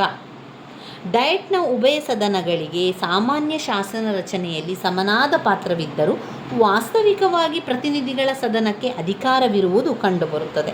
ಸಂವಿಧಾನದ 59ನೇ ವಿಧಿಯ ಪ್ರಕಾರ ಒಂದು ವೇಳೆ ಕೆಳಮನೆಯಿಂದ ಪಾಸಾದ ಮಸೂದೆಯನ್ನು ಮೇಲ್ಮನೆ ತಿರಸ್ಕರಿಸಿದರೆ ಅಥವಾ ಬದಲಾವಣೆಯನ್ನು ಮಾಡಿದರೆ ಪ್ರತಿನಿಧಿ ಸದನವು ಪುನಃ ಮಸೂದೆಯನ್ನು 3/2 ಬಹುಮತದಿಂದ ಪಾಸು ಮಾಡಿದರೆ ಅದು ಕಾಯ್ದೆಯಾಗುತ್ತದೆ. ಪ್ರತಿನಿಧಿ ಸಭೆಯು ತಿರಸ್ಕರಿಸಿದ ಮಸೂದೆಯನ್ನು ಕೌನ್ಸಿಲರ ಸದನ ಪಾಸು ಮಾಡುವಂತಿಲ್ಲ. ಕೆಳಮನೆಯಿಂದ ಪಾಸಾದ ಮಸೂದೆಯನ್ನು ಮೇಲ್ಮನೆಗೆ ಕಳಿಸಲಾಗುತ್ತದೆ. ಮೇಲ್ಮನೆಯು 60 ದಿನಗಳೊಳಗಾಗಿ ತನ್ನ ನಿರ್ಣಯವನ್ನು ತಿಳಿಸಬೇಕಾಗುತ್ತದೆ. ಅದು ಹಾಗೆ ಮಾಡದಿದ್ದಲ್ಲಿ ಮಸೂದೆಯನ್ನು ಮೇಲ್ಮನೆಯು ತಿರಸ್ಕರಿಸಿದೆ ಎಂದು ಪರಿಗಣಿಸಿ ಪ್ರತಿನಿಧಿ ಸಭೆ ಮಸೂದೆಯನ್ನು 3/2 ಬಹುಮತದಿಂದ ಮತ್ತೆ ಪಾಸು ಮಾಡಿದರೆ ಅದು ಕಾಯ್ದೆಯಾಗುತ್ತದೆ. ಹೀಗೆ ಶಾಸನ ರಚನೆಯ ಬಗ್ಗೆ ಅಂತಿಮ ತೀರ್ಮಾನ ಪ್ರತಿನಿಧಿಗಳ ಸಭೆಗೆ ಇದೆ. ಕೌನ್ಸಿಲರುಗಳ ಸದನ ಸಾಮಾನ್ಯ ಮಸೂದೆಯನ್ನು ಶಾಸನವಾಗುವುದನ್ನು 60 ದಿನಗಳವರೆಗೆ ತಡೆಹಿಡಿಯಬಹುದಷ್ಟೇ. ಡಯಟ್ನ ಉಭಯ ಸದನಗಳ ಮಧ್ಯೆ ಉಂಟಾಗುವ ಭಿನ್ನಾಭಿಪ್ರಾಯವನ್ನು ಜಂಟಿ ಸಮಿತಿಯಿಂದಲೂ ಬಗೆಹರಿಸಲಾಗುತ್ತದೆ. ಇನ್ನು ಇದರಲ್ಲಿ 2ನೇ ಪಾಯಿಂಟ್, ಹಣಕಾಸಿನ ಅಧಿಕಾರ. ಸಾರ್ವಜನಿಕ ಹಣಕಾಸಿನ ಮೇಲೆ ಡಯಟ್ಗೆ ಸಂಪೂರ್ಣ ನಿಯಂತ್ರಣಾಧಿಕಾರವನ್ನು ಕೊಡಲಾಗಿದೆ. ಡಯಟ್ನ ಅನುಮತಿ ಇಲ್ಲದೆ ರಾಜ್ಯದ ನಿಧಿಯಿಂದ ವೆಚ್ಚವನ್ನು ಭರಿಸುವಂತಿಲ್ಲ ಹಾಗೂ ತೆರಿಗೆಗಳನ್ನು ವಿಧಿಸುವಂತಿಲ್ಲ. ಸಾರ್ವಜನಿಕ ಉದ್ದೇಶಗಳಿಗಾಗಿ ಹಣ ಸಂಗ್ರಹಿಸುವ ಮತ್ತು ಖರ್ಚು ಮಾಡುವ ಅಂತಿಮ ಅಧಿಕಾರವನ್ನು ಸಂವಿಧಾನವು ಡಯಟ್ಗೆ ಕೊಟ್ಟಿದೆ. ಎಲ್ಲ ಹಣಕಾಸಿನ ಮಸೂದೆಗಳು ಪ್ರಥಮವಾಗಿ ಪ್ರತಿನಿಧಿಗಳ ಸಭೆಯಲ್ಲಿ ಮಂಡಿಸಲ್ಪಡುತ್ತದೆ. ಅನಂತರ ಉಭಯ ಸದನಗಳಿಂದ ಪಾಸು ಮಾಡಿದಾಗ ಮಾತ್ರ ಕಾಯ್ದೆಗಳಾಗುತ್ತದೆ. ಅಲ್ಲದೆ ಜಪಾನ್ ಚಕ್ರವರ್ತಿಯ ಆಸ್ತಿಯು ಡಯಟ್ನ ನಿಯಂತ್ರಣದಲ್ಲಿದೆ. ರಾಜಮನೆತನದ ಖರ್ಚು ವೆಚ್ಚಗಳಿಗೆ ಡಯಟ್ನ ಅನುಮತಿ ಅವಶ್ಯಕ. ಇನ್ನು 3ನೇ ಪಾಯಿಂಟ್, ಆಡಳಿತಾತ್ಮಕ ಕಾರ್ಯಗಳು. ಜಪಾನ್ ಸಂಸದೀಯ ಮಾದರಿ ಸರಕಾರವನ್ನು ಹೊಂದಿರುವುದರಿಂದ ಕಾರ್ಯಾಂಗದ ಮೇಲಿನ ಡಯಟ್ನ ನಿಯಂತ್ರಣ ಸಹಜವಾದುದು. ಪ್ರಧಾನಮಂತ್ರಿಯನ್ನು ಡಯಟ್ ನೇಮಿಸುತ್ತದೆಯೇ ಹೊರತು ಚಕ್ರವರ್ತಿಯಲ್ಲ. ಡಯಟ್ನ ಉಭಯ ಸದನಗಳಿಂದ ಪ್ರಧಾನಮಂತ್ರಿ ಆಯ್ಕೆಯಾಗುತ್ತಾರೆ. ಕ್ಯಾಬಿನೆಟ್ ಸಾಮೂಹಿಕವಾಗಿ ಡಯಟ್ಗೆ ಜವಾಬ್ದಾರಿಯಾಗಿದ್ದು ಪ್ರತಿನಿಧಿಗಳ ಸಭೆಯ ವಿಶ್ವಾಸವಿರುವವರೆಗೂ ಕ್ಯಾಬಿನೆಟ್ ಅಧಿಕಾರದಲ್ಲಿರುತ್ತದೆ. ಕ್ಯಾಬಿನೆಟ್ ತಾನು ನಿರ್ವಹಿಸುವ ಎಲ್ಲ ಆಡಳಿತ ಕಾರ್ಯಗಳಿಗೂ ಪ್ರತಿನಿಧಿ ಸಭೆಗೆ ಪೂರ್ಣ ಹೊಣೆಯಾಗಿದೆ. ಡಯಟ್ ಅವಿಶ್ವಾಸ ನಿರ್ಣಯ ಹಾಗೂ ಇತರ ವಿಧಾನಗಳಿಂದ ಸಚಿವ ಸಂಪುಟವನ್ನು ನಿಯಂತ್ರಿಸುತ್ತದೆ. ಡಯಟ್ನ ಸದಸ್ಯರು ಪ್ರಶ್ನೆಗಳ ಮೂಲಕ ಮಂತ್ರಿಗಳಿಂದ ತಮಗೆ ಬೇಕಾದ ಮಾಹಿತಿಯನ್ನು ಪಡೆಯುತ್ತಾರೆ. ಸಚಿವ ಸಂಪುಟ ರಾಷ್ಟ್ರೀಯ ವ್ಯವಹಾರಗಳ ಬಗ್ಗೆ ಮತ್ತು ವಿದೇಶಾಂಗ ವ್ಯವಹಾರಗಳ ಬಗ್ಗೆ ಡಯಟ್ಗೆ ವರದಿ ಸಲ್ಲಿಸಬೇಕಾಗುತ್ತದೆ. ಸರಕಾರ ವಿದೇಶಗಳೊಡನೆ ಮಾಡಿಕೊಂಡ ಒಪ್ಪಂದಗಳನ್ನು ಅಂಗೀಕರಿಸುವ ಇಲ್ಲವೇ ತಿರಸ್ಕರಿಸುವ ಅಧಿಕಾರದ ಮೂಲಕ ಡಯಟ್ ವಿದೇಶಾಂಗ ವ್ಯವಹಾರಗಳನ್ನು ನಿಯಂತ್ರಿಸುತ್ತದೆ. ಸರಕಾರದ ಕಾರ್ಯನಿರ್ವಹಣೆಯ ಬಗ್ಗೆ ಡಯಟ್ ತನಿಖಾ ಸಮಿತಿಗಳನ್ನು ನೇಮಿಸಿ ಆ ಮೂಲಕ ಕಾರ್ಯಾಂಗದ ಲೋಪದೋಷಗಳನ್ನು ಬಯಲಿಗೆಳೆಯುತ್ತದೆ. ಡಯಟ್ ಜನರ ಕುಂದುಕೊರತೆಗಳನ್ನು ನಿವಾರಿಸುವ ಸಾಧನವಾಗಿದೆ. ಇನ್ನು 4ನೇ ಪಾಯಿಂಟ್, ನ್ಯಾಯಿಕ ಕಾರ್ಯಗಳು.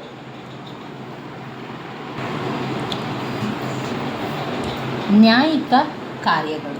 ಜಪಾನಿನ ಡಯಟ್ ಸರ್ವೋಚ್ಚ ನ್ಯಾಯಾಲಯದ ನ್ಯಾಯಾಧೀಶರ ಮೇಲಿನ ಆಪಾದನೆಯ ವಿಚಾರಣಾ ನ್ಯಾಯಾಲಯವಾಗಿ ಇದು ಕಾರ್ಯವನ್ನು ನಿರ್ವಹಿಸ್ತದೆ.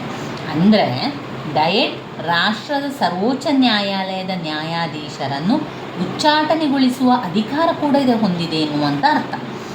ಕರ್ತವ್ಯ ಲೋಪವನ್ನು ಮಾಡಿದಾಗ, ಭ್ರಷ್ಟಾಚಾರ ಆದಾಗ, ದುರ್ನಡತೆ ಮುಂತಾದ ಆಪಾದನೆಗಳಿಗಾಗಿ ಸುಪ್ರೀಂ ಕೋರ್ಟಿನ ನ್ಯಾಯಾಧೀಶರನ್ನು ವಜಾಗೊಳಿಸುವಂಥ ಅಧಿಕಾರವನ್ನು ಡಯಟ್ ಹೊಂದಿದೆ. ನ್ಯಾಯಾಧೀಶರ ಮೇಲಿನ ಆರೋಪಗಳನ್ನು ಪರಿಶೀಲಿಸಿ ತೀರ್ಮಾನಿಸಲು ಡಯಟ್ ಒಂದು ಇಂಪೀಚ್ಮೆಂಟ್ ನ್ಯಾಯಾಲಯ ಅಥವಾ ಸಮಿತಿಯನ್ನು ನೇಮಿಸುತ್ತದೆ. ಈ ಸಮಿತಿಯಲ್ಲಿ 14 ಜನ ಸದಸ್ಯರಿದ್ದು ಕ್ರಮವಾಗಿ 7 ಮಂದಿ ಕೆಳ ಮತ್ತು ಮೇಲ್ಮನೆಯ ಸದಸ್ಯರಿರುತ್ತಾರೆ. ಈ ಸಮಿತಿಯು ನ್ಯಾಯಾಲಯದಂತೆಯೇ ಕಾರ್ಯನಿರ್ವಹಿಸುತ್ತದೆ. ಅದಲ್ಲದೆ ಡಯಟ್ನ ಉಭಯ ಸದನಗಳ ಸಮಾನ ಸಂಖ್ಯೆಯ ಸದಸ್ಯರನ್ನೊಳಗೊಂಡ ದೋಷಾರೋಪಣಾ ಸಮಿತಿಯನ್ನು ಕೂಡ ನೇಮಿಸಲಾಗುತ್ತದೆ. ಈ ಸಮಿತಿಯು ನ್ಯಾಯಾಧೀಶರ ವಿರುದ್ಧ ಆಪಾದನೆಗಳನ್ನು ಸಿದ್ಧಪಡಿಸುತ್ತದೆ. 5 ಸಂವಿಧಾನಾತ್ಮಕ ಕಾರ್ಯಗಳು. ಡಯಟ್ ಸಂವಿಧಾನ ತಿದ್ದುಪಡಿ ಮಾಡುವ ಅಧಿಕಾರವನ್ನು ಹೊಂದಿದೆ.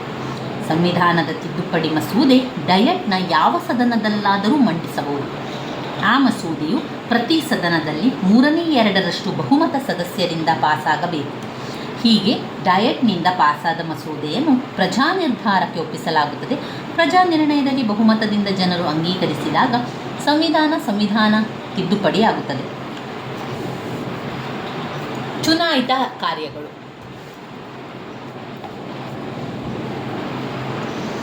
ಡಯಟ್ ಕೆಲವು ಮಹತ್ವ ಚುನಾಯಿತ ಕಾರ್ಯಗಳನ್ನು ಸಹ ನಿರ್ವಹಿಸುತ್ತದೆ. ಪ್ರಧಾನಮಂತ್ರಿ ಆಯ್ಕೆಯಲ್ಲಿ ಡಯಟ್ನ 2 ಸದನಗಳು ಭಾಗವಹಿಸುತ್ತದೆ. ಡಯಟ್ ಸದಸ್ಯರ ಅರ್ಹತೆಗಳ ಬಗ್ಗೆ ಚುನಾವಣಾ ಕಾಯ್ದೆಗಳನ್ನು ರಚಿಸುತ್ತದೆ. ಡಯಟ್ನ ಉಭಯ ಸದನಗಳು ತಮ್ಮ ತಮ್ಮ ಸಭಾಧ್ಯಕ್ಷರನ್ನು, ಉಪಸಭಾಪತಿಗಳನ್ನು, ಸ್ಥಾಯಿ ಸಮಿತಿಯ ಅಧ್ಯಕ್ಷರನ್ನು ಮತ್ತು ಕಾರ್ಯದರ್ಶಿಯನ್ನು ಹಾಗೂ ಕೆಲವು ಇತರ ಅಧಿಕಾರಿಗಳನ್ನು ಚುನಾಯಿಸಿಕೊಳ್ಳುತ್ತದೆ.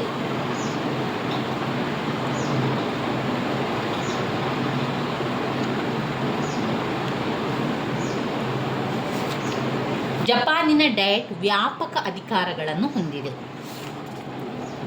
ಇನ್ನು ನಾವು ಇದರಲ್ಲಿ ಓದಬೇಕಾಗಿರುವಂತಹ ಪ್ರಶ್ನೆ, ಜಪಾನಿನ ಪಕ್ಷ ಪದ್ಧತಿಯ ಲಕ್ಷಣ ಮತ್ತು ಪಾತ್ರಗಳು. ಜಪಾನಿನ ಪಕ್ಷ ಪದ್ಧತಿಯ ಲಕ್ಷಣ ಮತ್ತು ಪಾತ್ರಗಳಲ್ಲಿ ನಾವು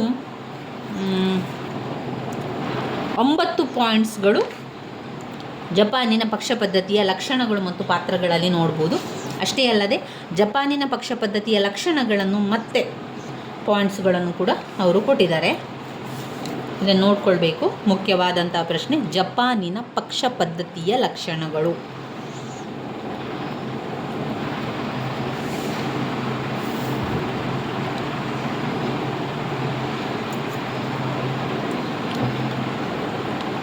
ಸಂವಿಧಾನೇತರ ಅಥವಾ ಅತಿರಿಕ್ತ ಸಂವಿಧಾನಾತ್ಮಕ ಬೆಳವಣಿಗೆ. 2 ಬಹುಪಕ್ಷ ಪದ್ಧತಿ. 3 ಸೈದ್ಧಾಂತಿಕ ಅಂಶಗಳ ಪಾತ್ರ. 4 ಒಡಕು ಮತ್ತು ವಿಲೀನ. 5 ಗುಂಪುಗಾರಿಕೆ. 6 ಕೇಂದ್ರೀಕರಣ ಮತ್ತು ಗುಂಪುಗಾರಿಕೆ. 7 ಅಧಿಕಾರಶಾಹಿ ಸ್ವರೂಪದ್ದು. 8 ಸ್ಥಳೀಯತೆ. 9 ಧಾರ್ಮಿಕ ಪ್ರಭಾವ.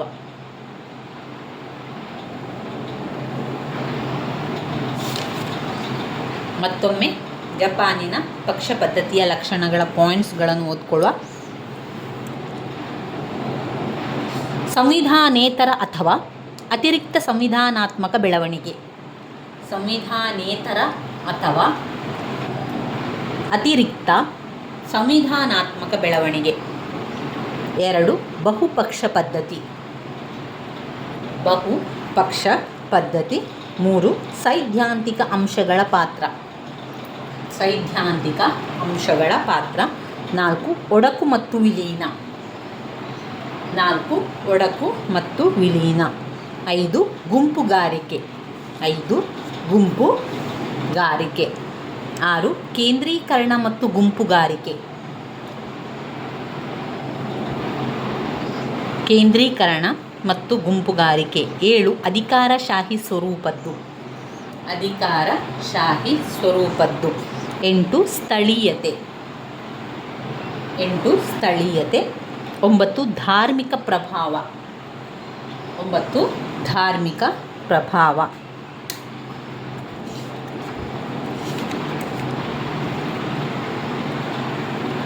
ಕಮ್ಯುನಿಸ್ಟ್ ಚೀನಾ ಸಂವಿಧಾನದ ಲಕ್ಷಣಗಳು ಹಾಗೂ ಚೀನಾ ಗಣರಾಜ್ಯದ ಪ್ರೀಮಿಯಂ ಪ್ರಧಾನಮಂತ್ರಿಯ ಬಗ್ಗೆ ಕೂಡ ಓದ್ಕೊಳ್ಬೇಕು. ಇಲ್ಲಿ ಚೀನಾ ಗಣರಾಜ್ಯದ ಸಂವಿಧಾನದ ಪ್ರಧಾನ ಲಕ್ಷಣಗಳನ್ನು ನೋಡ್ಕೊಳ್ಳುವ.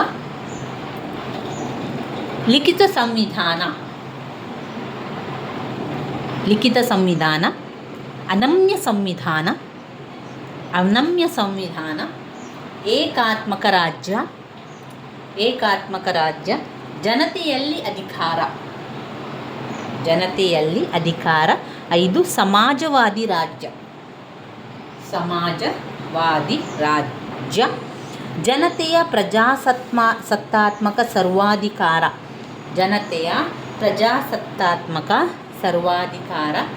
7 ಪ್ರಜಾಸತ್ತಾತ್ಮಕ ಕೇಂದ್ರೀಕರಣ. 8 ಮೂಲಭೂತ ಹಕ್ಕುಗಳು ಮತ್ತು ಕರ್ತವ್ಯಗಳು. ಅದರಲ್ಲಿ ಸಮಾನತೆಯ ಹಕ್ಕು, ಸ್ವಾತಂತ್ರ್ಯದ ಹಕ್ಕು, ಧಾರ್ಮಿಕ ಸ್ವಾತಂತ್ರ್ಯದ ಹಕ್ಕು, ವೈಯಕ್ತಿಕ ಹಕ್ಕು, ಪತ್ರ ವ್ಯವಹಾರದ ಗೌಪ್ಯತೆ, ವಿಶ್ರಾಂತಿ ಮತ್ತು ಬಿಡುವಿನ ವೇಳೆಯ ಹಕ್ಕುಗಳು. 9ನೆಯ ಪಾಯಿಂಟ್ ಏಕಸದನ ಶಾಸಕಾಂಗ. 10 ಸ್ಥಾಯಿ ಸಮಿತಿ. 11 ಸಂಸದೀಯ ಪದ್ಧತಿಯ ಸರಕಾರ.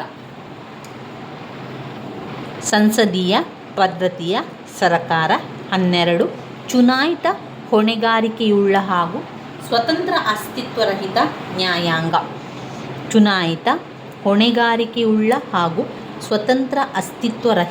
ನ್ಯಾಯಾಂಗ.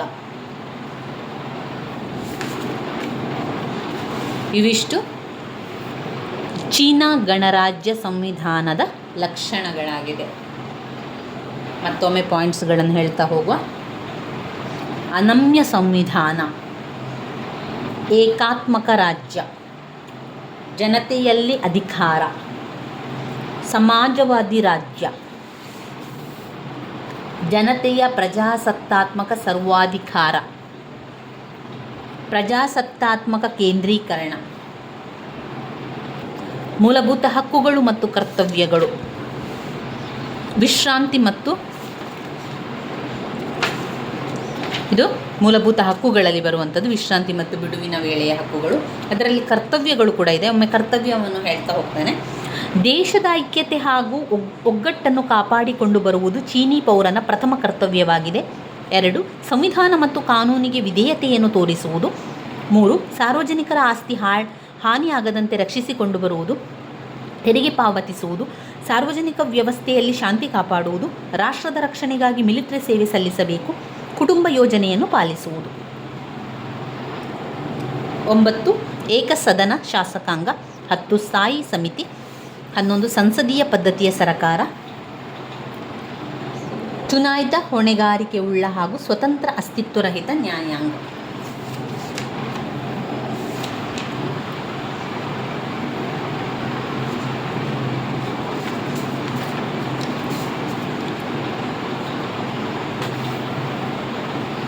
ಚೀನಾ ರಾಜ್ಯದ ಪರಿಷತ್ತಿನ ಕಾರ್ಯಗಳು. ಚೀನಾದ ರಾಜ್ಯ ಪರಿಷತ್ತಿನ ಕಾರ್ಯಗಳು ಇದರಲ್ಲಿ ನೋಡುವ.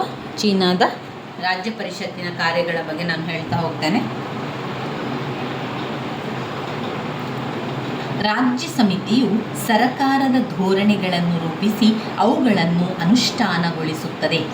ಅದು ದೇಶದ ಆಡಳಿತವನ್ನು ನಡೆಸಿಕೊಂಡು ಹೋಗುತ್ತದೆ. ಅದು ಆಡಳಿತಾತ್ಮಕ ಕ್ರಮಗಳನ್ನು ತೆಗೆದುಕೊಳ್ಳುವ ಮತ್ತು ಅವುಗಳನ್ನು ಕಾರ್ಯಾಚರಣೆಗೆ ತರುವ ಅಧಿಕಾರವನ್ನು ಹೊಂದಿದೆ. ಇದಕ್ಕೆ ಅಗತ್ಯವಾದ ಕಾನೂನುಗಳನ್ನು ರಚಿಸುವ ಅಧಿಕಾರ ಅದಕ್ಕಿದೆ. ರಾಜ್ಯ ಸಮಿತಿಯು ಶಾಸನೀಯ ಪ್ರಸ್ತಾವಗಳನ್ನು ರೂಪಿಸಿ ರಾಷ್ಟ್ರೀಯ ಜನತಾ ಕಾಂಗ್ರೆಸ್ ಮತ್ತು ಅದರ ಸ್ಥಾಯಿ ಸಮಿತಿಯ ಒಪ್ಪಿಗೆಗಾಗಿ ಮಂಡಿಸುತ್ತದೆ. ಸರಕಾರದ ವಿವಿಧ ಇಲಾಖೆಗಳ ಕಾರ್ಯದಲ್ಲಿ ಸಮನ್ವಯತೆಯನ್ನುಂಟು ಮಾಡುವುದು, ಸಮಿತಿಗಳ ಕಾರ್ಯಗಳ ಮತ್ತು ಸ್ಥಳೀಯ ಸಂಸ್ಥೆಗಳ ಮೇಲ್ವಿಚಾರಣೆ ನಡೆಸುವುದು ರಾಜ್ಯ ಸಮಿತಿಯ ಅಧಿಕಾರಗಳಾಗಿವೆ. ರಾಷ್ಟ್ರದ ಆರ್ಥಿಕ ಯೋಜನೆಗಳನ್ನು ತಯಾರಿಸಿ ಅವುಗಳನ್ನು ಕಾರ್ಯಾಚರಣೆಗೆ ತರುವುದು ರಾಜ್ಯ ಸಮಿತಿಯ ಒಂದು ಮುಖ್ಯ ಕಾರ್ಯವಾಗಿದೆ. ಇಲ್ಲಿ ನಾನು ಅವರು ಕೊಟ್ಟಿರುವಂತಹ ವಿಚಾರಗಳನ್ನು ನಿಮಗೆ ನಾನು ತಿಳಿಸ್ಕೊಡ್ತಾ ಇರುವಂಥದ್ದು, ಏಕೆಂದರೆ ಯಾರಲ್ಲಿ ಪುಸ್ತಕಗಳು ಇಲ್ವೋ ಅವರಿಗೆ ಸಹಾಯ ಆಗಲಿ ಎನ್ನುವ ಕಾರಣದಿಂದಾಗಿ ನಿಮಗೆ ನಾನು ಅವರು ಕೊಟ್ಟಿರುವಂತಹ ಪಾಯಿಂಟ್ಸ್ಗಳನ್ನು ತಿಳಿಸ್ತಾ ಇರುವಂಥದ್ದು. 7ನೇ ಪಾಯಿಂಟ್, ರಾಷ್ಟ್ರದ ಆಯವ್ಯಯವನ್ನು ತಯಾರಿಸಿ ಆಯವ್ಯಯವನ್ನು ತಯಾರಿಸಿ ಅದಕ್ಕೆ ಶಾಸಕಾಂಗದ ಸಮ್ಮತಿ ಪಡೆಯುವುದು ರಾಜ್ಯ ಸಮಿತಿಯ ಕಾರ್ಯಗಳಲ್ಲೊಂದಾಗಿದೆ.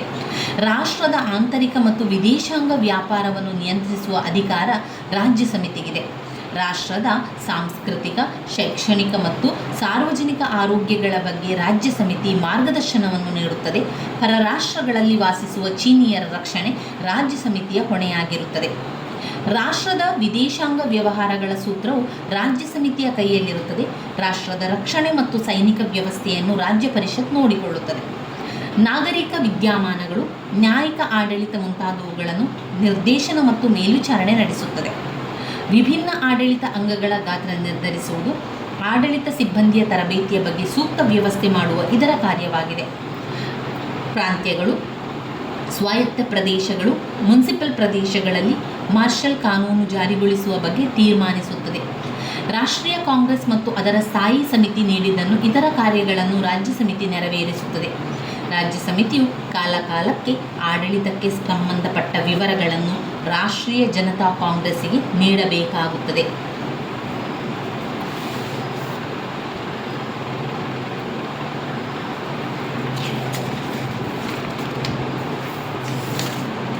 ಇನ್ನು ಬರುವಂಥದ್ದು ಘಟಕ 24. ಇದರಲ್ಲಿ ಕಮ್ಯುನಿಸ್ಟ್ ಚೀನಾ ಸಂವಿಧಾನದ ಲಕ್ಷಣಗಳಿದೆ.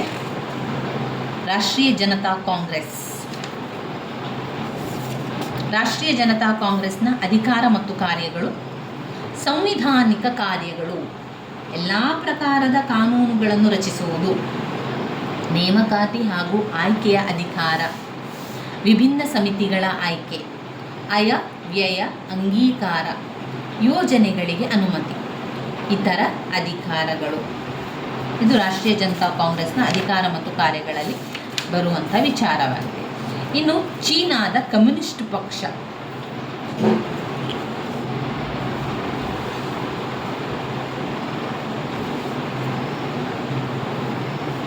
ನಾವು ಇದರಲ್ಲಿ ಚೀನಾದ ಕಮ್ಯುನಿಸ್ಟ್ ಪಕ್ಷವನ್ನು ಓದಿದರೆ ಆಯಿತು. ಅದಾದ ಮೇಲೆ ಒಮ್ಮೆ ಪ್ರಶ್ನೆ ಪತ್ರಿಕೆಯನ್ನು ಕೂಡ ನೋಡುವ. ಚೀನಾದ ಕಮ್ಯುನಿಸ್ಟ್ ಪಕ್ಷ ಸಂಘಟನೆ ಮತ್ತು ಪಾತ್ರ. ಸಂಘಟನೆಯಲ್ಲಿ ನಾವು ನೋಡಿದರೆ ಚೀನಾದ ಕಮ್ಯುನಿಸ್ಟ್ ಪಕ್ಷದ ಸಂಘಟನೆಯನ್ನು ಸರಕಾರದ ಶ್ರೇಣೀಕೃತ ವ್ಯವಸ್ಥೆ ಅಥವಾ ಪಿರಮಿಡ್ ರಚನೆಗೆ ಹೋಲಿಸಬಹುದು. ಗ್ರಾಮ ಮತ್ತು ಕಾರ್ಖಾನೆಗಳ ಹಂತದಿಂದಲೇ ಕಾರ್ಯನಿರ್ವಹಿಸುವ ಘಟಕ ಶೃಂಗದಲ್ಲಿರುವ ರಾಷ್ಟ್ರೀಯ ಘಟಕದಲ್ಲಿ ಕೊನೆಗೊಳ್ಳುತ್ತದೆ. ಅದರಲ್ಲಿ ಎಲ್ಲ ಹಂತಗಳಿದೆ. 1 ಸೆಲ್, 2 ಪಕ್ಷದ ಮುನ್ಸಿಪಲ್ ಕಾಂಗ್ರೆಸ್, 3 ಪ್ರಾಂತೀಯ ಕಾಂಗ್ರೆಸ್, 4 ಪಕ್ಷದ ರಾಷ್ಟ್ರೀಯ ಕಾಂಗ್ರೆಸ್, 5 ಕೇಂದ್ರೀಯ ಸಮಿತಿ, 6 ಪಾಲಿಟ್ ಬ್ಯೂರೋ, 7 ಸ್ಥಾಯಿ ಸಮಿತಿ, 8 ಸಚಿವಾಲಯ. ಇದು ಸಂಘಟನೆಯಲ್ಲಿ ಬರುತ್ತದೆ. ಸೆಲ್ ಅಂದರೆ ಸೆಲ್ ಪಕ್ಷದ ಪ್ರಾಥಮಿಕ ಹಾಗೂ ಕೆಳಹಂತದ ಘಟಕವಾಗಿದೆ. ಇದು ಕಾರ್ಖಾನೆ, ಶಾಲಾ ಕಾಲೇಜು ಹಾಗೂ ಗಣಿಗಳಲ್ಲಿ ಅಸ್ತಿತ್ವದಲ್ಲಿರುತ್ತದೆ. ಪಕ್ಷದ ಕಾರ್ಯಕ್ರಮಗಳನ್ನು ಇದು ಪ್ರಚಾರವನ್ನು ಕೂಡ ಮಾಡ್ತದೆ. 2 ಪಕ್ಷದ ಮುನ್ಸಿಪಲ್ ಕಾಂಗ್ರೆಸ್. ಸೆಲ್ಗಿಂತ ಮೇಲಿನ ಹಂತದಲ್ಲಿ ಇದಿರುತ್ತದೆ. ಇದರ ಸದಸ್ಯರನ್ನು ಸೆಲ್ ಆಯ್ಕೆ ಮಾಡುತ್ತದೆ. ಈ ಕಾಂಗ್ರೆಸ್ಗಳು ತಮ್ಮ ಕಾರ್ಯಕ್ಷೇತ್ರದಲ್ಲಿ ಬರುವ ಸೆಲ್ಗಳ ಮೇಲ್ವಿಚಾರಣೆ ನಡೆಸುತ್ತದೆ ಹಾಗೂ ಸೂಕ್ತ ಸೂಚನೆಗಳನ್ನು ನೀಡುತ್ತದೆ. 3 ಪ್ರಾಂತೀಯ ಕಾಂಗ್ರೆಸ್. ಇವು 3ನೇ ಹಂತದ ಪಕ್ಷದ ಘಟಕಗಳಾಗಿದ್ದು ಮುನ್ಸಿಪಲ್ ಕ್ಷೇತ್ರದ ಮೇಲಿನ ಹಂತಗಳಾಗಿವೆ. ಮುನ್ಸಿಪಲ್ ಕಾಂಗ್ರೆಸ್ಗಳು ಪ್ರಾಂತೀಯ ಕಾಂಗ್ರೆಸ್ಗಳ ಸದಸ್ಯರನ್ನು ಚುನಾಯಿಸುತ್ತವೆ. ತಮ್ಮ ಕ್ಷೇತ್ರದ ಪಕ್ಷದ ಕಾರ್ಯದ ಸಂಘಟನೆ ಇದರ ಜವಾಬ್ದಾರಿಯಾಗಿದೆ. 4 ಪಕ್ಷದ ರಾಷ್ಟ್ರೀಯ ಕಾಂಗ್ರೆಸ್. ಇದು ಪಕ್ಷದ ವ್ಯವಸ್ಥೆಯಲ್ಲಿನ ಶೃಂಗದಲ್ಲಿ ಅತ್ಯುನ್ನತ ಘಟಕವಾಗಿದೆ. ಇದರ ಸದಸ್ಯರನ್ನು, ಪ್ರಾಂತ್ಯಗಳನ್ನು ಕಾಂಗ್ರೆಸ್ ಆಯ್ಕೆ ಮಾಡುತ್ತದೆ. ಪಕ್ಷದ ನೀತಿ ಹಾಗೂ ಕಾರ್ಯಕ್ರಮಗಳನ್ನು ಇದು ರೂಢಿಸುತ್ತದೆ. ಪಕ್ಷದ ಸಂವಿಧಾನದ ತಿದ್ದುಪಡಿ ಮಾಡುವ ಅಧಿಕಾರ ಕೂಡ ಇದಕ್ಕಿದೆ. ಕೇಂದ್ರೀಯ ಸಮಿತಿ. ಪಕ್ಷದ ರಾಷ್ಟ್ರೀಯ ಕಾಂಗ್ರೆಸ್ ಅಧಿವೇಶನದಲ್ಲಿ ಇಲ್ಲದಿರುವಾಗ ಕಾಂಗ್ರೆಸ್ಸಿನ ಕಾರ್ಯನಿರ್ವಹಣೆಯ ಜವಾಬ್ದಾರಿಯನ್ನು ಕೇಂದ್ರ ಸಮಿತಿಗೆ ವಹಿಸಿಕೊಡಲಾಗಿದೆ. ಕೇಂದ್ರ ಸಮಿತಿಯ ಸದಸ್ಯರನ್ನು 5 ವರ್ಷದ ಅವಧಿಗಾಗಿ ರಾಷ್ಟ್ರೀಯ ಕಾಂಗ್ರೆಸ್ ಆಯ್ಕೆ ಮಾಡುತ್ತದೆ. ಪಕ್ಷದ ರಾಷ್ಟ್ರೀಯ ಕಾಂಗ್ರೆಸ್ ಅಧಿವೇಶನದಲ್ಲಿ ಇಲ್ಲದಿರುವಾಗ ಪಕ್ಷದ ಪ್ರಮುಖ ಪದಾಧಿಕಾರಿಗಳನ್ನು ಆಯ್ಕೆ ಮಾಡುತ್ತದೆ. 6 ಪಾಲಿಟ್ ಬ್ಯೂರೋ. ಇದರ ಸದಸ್ಯರು ಕೇಂದ್ರ ಸಮಿತಿಯ ಸದಸ್ಯರಿಂದ ಆಯ್ಕೆಯಾಗುತ್ತಾರೆ. ಕೇಂದ್ರ ಸಮಿತಿಯ ಕಾರ್ಯಗಳನ್ನು ವಾಸ್ತವಿಕವಾಗಿ ಇದೇ ನಿರ್ವಹಿಸುತ್ತದೆ. ಪ್ರಮುಖ ನಿರ್ಧಾರಗಳನ್ನು ಪಾಲಿಟ್ ಬ್ಯೂರೋ ಕೈಗೊಳ್ಳುತ್ತದೆ ಹಾಗೂ ಪ್ರಮುಖ ನೀತಿಗಳನ್ನು ಅಂಗೀಕರಿಸುತ್ತದೆ. ಪಾಲಿಟ್ ಬ್ಯೂರೋ ವಾರದಲ್ಲಿ 1 ಬಾರಿ ಸಭೆಯನ್ನು ಸೇರುತ್ತದೆ. 7 ಸ್ಥಾಯಿ ಸಮಿತಿ. ಸ್ಥಾಯಿ ಸಮಿತಿ ಧ್ಯೇಯ ಧೋರಣೆ ನಿರ್ಧರಿಸುವ ಪ್ರಮುಖ ಅಂಗವಾಗಿದೆ. ಪಕ್ಷದ ಎಲ್ಲ ಪ್ರಮುಖ ಧುರೀಣರು ಇದರಲ್ಲಿದ್ದು ಪಕ್ಷಕ್ಕೆ ಸಂಬಂಧಿಸಿದ ಎಲ್ಲ ಪ್ರಮುಖ ನಿರ್ಧಾರಗಳನ್ನು ತೆಗೆದುಕೊಳ್ಳುತ್ತದೆ. ಆದರೆ ಇದಕ್ಕೆ ಪಾಲಿಟ್ ಬ್ಯೂರೋ ಮತ್ತು ಕೇಂದ್ರ ಸಮಿತಿಯ ಅನುಮೋದನೆ ಅವಶ್ಯಕ. ಪಕ್ಷದ ಶಿಸ್ತು ಕಾಪಾಡಿಕೊಂಡು ಬರುವುದು ಇದರ ಜವಾಬ್ದಾರಿ. ಸಚಿವಾಲಯ ಇದರಲ್ಲಿ 5 ಸದಸ್ಯರಿದ್ದು ಇವರನ್ನು ಕೇಂದ್ರ ಸಮಿತಿ ಆಯ್ಕೆ ಮಾಡುತ್ತದೆ. ಪಕ್ಷದ ಧ್ಯೇಯ ಧೋರಣೆಗಳನ್ನು ಕಾರ್ಯಗತಗೊಳಿಸುವುದು ಇದರ ಜವಾಬ್ದಾರಿಯಾಗಿದೆ. ಇನ್ನು ಕಮ್ಯುನಿಸ್ಟ್ ಪಕ್ಷದ ಪಾತ್ರ. ಕಮ್ಯುನಿಸ್ಟ್ ಪಕ್ಷದ ಪಾತ್ರದಲ್ಲಿ ನಾವು ನೋಡುವುದಾದರೆ ಆರ್ಥಿಕ, ಶೈಕ್ಷಣಿಕ, ಸಾಂಸ್ಕೃತಿಕ ಪುನರುತ್ಥಾನದ ಯೋಜನೆಗಳನ್ನು ಹಮ್ಮಿಕೊಂಡು ಸಾಕಷ್ಟು ಯಶಸ್ಸನ್ನು ಕೂಡ ಸಾಧಿಸಿದೆ. ಕಾರ್ಮಿಕ ವರ್ಗಕ್ಕೆ ಸಮರ್ಥ ನಾಯಕತ್ವ ಒದಗಿಸಿದೆ. ಕಾರ್ಮಿಕ ವರ್ಗದ ಹಿತ ಬಯಸುವ ಇದು ಅವರಿಗಾಗಿ ಹಲವು ಸೌಲಭ್ಯಗಳನ್ನು ಕಲ್ಪಿಸಿಕೊಟ್ಟಿದೆ. ಅವರ ಕಲ್ಯಾಣಕ್ಕಾಗಿ ಶ್ರಮಿಸಿದೆ.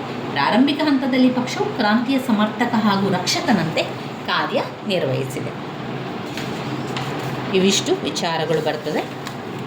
ಇದಾದರೆ ನಮ್ಮ ದ್ವಿತೀಯ BA ರಾಜ್ಯಶಾಸ್ತ್ರದ ಪರೀಕ್ಷಾ ತಯಾರಿಯನ್ನು ನಾವು ಸಂಪೂರ್ಣವಾಗಿ ಮುಗಿಸಿದ್ದೇವೆ. ಕೆಲವೊಂದು ಪ್ರಶ್ನೆಗಳ ಪಾಯಿಂಟ್ಸ್ಗಳನ್ನಷ್ಟೇ ನಿಮಗೆ ನಾನು ಇದರಲ್ಲಿ ತಿಳಿಸ್ತಾ ಹೋಗಿದ್ದೇನೆ. ಕಾರಣ ಏನಂದರೆ ಈಗಾಗಲೇ ನಾನು ಅದರ ಸಂಪೂರ್ಣ ವಿವರಣೆಯನ್ನು ಹಳೆಯ ವಿಡಿಯೋದಲ್ಲೆಲ್ಲ ಕೂಡ ಅದರ ವಿವರಣೆ ಇದೆ. ಆದ್ದರಿಂದ ನಾನು ಅದರ ಪಾಯಿಂಟ್ಸನ್ನಷ್ಟೇ ನಿಮಗೆ ನಾನು ತಿಳಿಸ್ತಾ ಇರುವಂಥದ್ದು. ನೀವು ಆ ಪಾಯಿಂಟ್ಸ್ಗಳನ್ನು ಬಾಯ್ಪಾಠ ಆದರೂ ಮಾಡ್ಕೊಳ್ಳಿ ಸ್ನೇಹಿತರೆ. ಒಟ್ಟಿನಲ್ಲಿ ನಿಮಗೆ ಆ ಪಾಯಿಂಟ್ಸ್ಗಳು ಸರಿಯಾಗಿ ಬಂದರೆ ಎಲ್ಲದಕ್ಕೂ ವಿವರಣೆ ನಿಮಗೆ ಬೇಕಾದ ರೀತಿಯಲ್ಲಿ ವಿವರಣೆ ಬರೆಯಿರಿ. ವಿವರಣೆ ಬರೆಯುವುದಕ್ಕೆ ನೀವು ಯಾವುದೇ ರೀತಿಯ ಚಿಂತೆಯನ್ನು ಮಾಡಬೇಡಿ. ಆರಾಮದಲ್ಲಿ ಬರಿತಾ ಹೋಗಿ. ನಿಮಗೆ ಪಾಯಿಂಟ್ಸ್ ಸರಿಯಾಗಿ ಬಂದರೆ ಸಾಕು.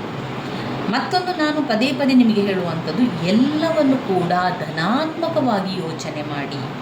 ಯಾವುದನ್ನು ಕೂಡ ನೆಗೆಟಿವ್ ಆಗಿ ಋಣಾತ್ಮಕವಾಗಿ ಯೋಚನೆ ಮಾಡಬೇಡಿ.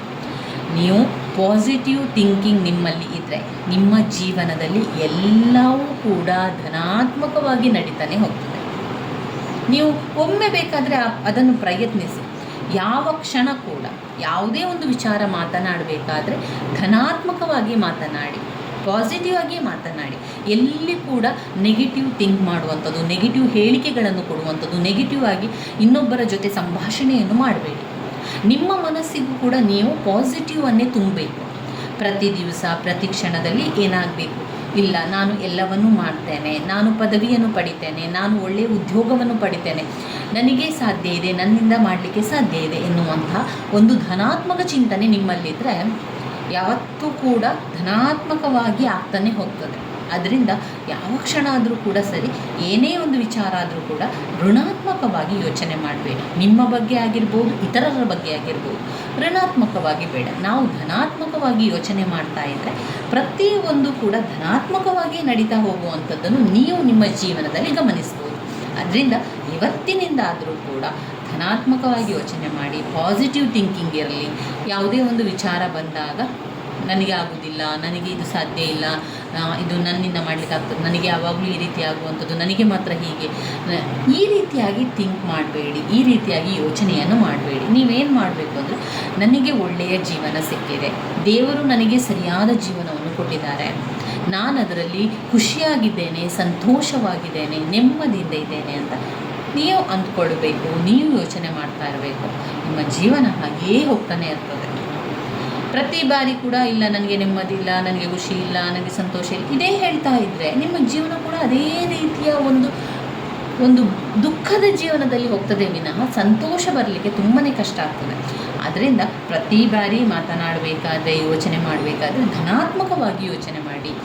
ನಾನು ಖುಷಿಯಾಗಿದ್ದೇನೆ, ನಾನು ನೆಮ್ಮದಿಯಿಂದಿದ್ದೇನೆ, ನಾನು ಆರೋಗ್ಯದಿಂದಿದ್ದೇನೆ, ಸಂತೋಷವಾಗಿದ್ದೇನೆ, ನಮ್ಮ ಸುತ್ತಮುತ್ತಲು ಎಲ್ಲರೂ ಸಂತೋಷವಾಗಿದ್ದಾರೆ, ನಾನು ಎಲ್ಲವನ್ನೂ ಸಾಧಿಸ್ತೇನೆ, ನನಗೆ ಇದನ್ನು ಓದ್ಕೊಳ್ಳಿಕ್ಕೆ ಸಾಧ್ಯ ಇದೆ, ನಾನಿಂದ ಪ್ರಯತ್ನ ಮಾಡ್ತೇನೆ ಎನ್ನುವಂತಹ ಧನಾತ್ಮಕವಾಗಿ ಯೋಚನೆ ಮಾಡ್ತಾ ಇದ್ದರೆ ಎಲ್ಲವೂ ಕೂಡ ಧನಾತ್ಮಕವಾಗಿ ಹೋಗ್ತದೆ ಎನ್ನುವಂಥದ್ದು ನನ್ನ ಒಂದು ಅನಿಸಿಕೆ. ನೀವು ಕೂಡ ನಿಮ್ಮ ಜೀವನದಲ್ಲಿ ಅದನ್ನೊಮ್ಮೆ ಮಾಡಿ ನೋಡಿ. ಇಲ್ಲಿ ನಾವು ರಾಜ್ಯಶಾಸ್ತ್ರ ದ್ವಿತೀಯ BA ರಾಜ್ಯಶಾಸ್ತ್ರದ ಹಳೆಯ ಪ್ರಶ್ನೆ ಪತ್ರಿಕೆಯನ್ನು ನೋಡಿಕೊಳ್ಳುವ. ವಿಭಾಗ ಎಯಲ್ಲಿ ಬಂದಿರುವಂಥ 5 ಅಂಕದ ಪ್ರಶ್ನೆ, ಶ್ರೀಮಂತ ಸಭೆಯ ರಚನೆಯನ್ನು ತಿಳಿಸಿ. ಅಮೆರಿಕ ಸಂವಿಧಾನ ಪದ್ಧತಿಯಲ್ಲಿನ ನಿಯಂತ್ರಣ ಮತ್ತು ಸಮತೋಲನ ಕುರಿತು ಟಿಪ್ಪಣಿ ಬರೆಯಿರಿ. ಸ್ವಿಟ್ಜರ್ಲೆಂಡ್ನ ಫೆಡರಲ್ ಕೌನ್ಸಿಲ್ನ ವಿಶಿಷ್ಟ ಲಕ್ಷಣಗಳನ್ನು ತಿಳಿಸಿ.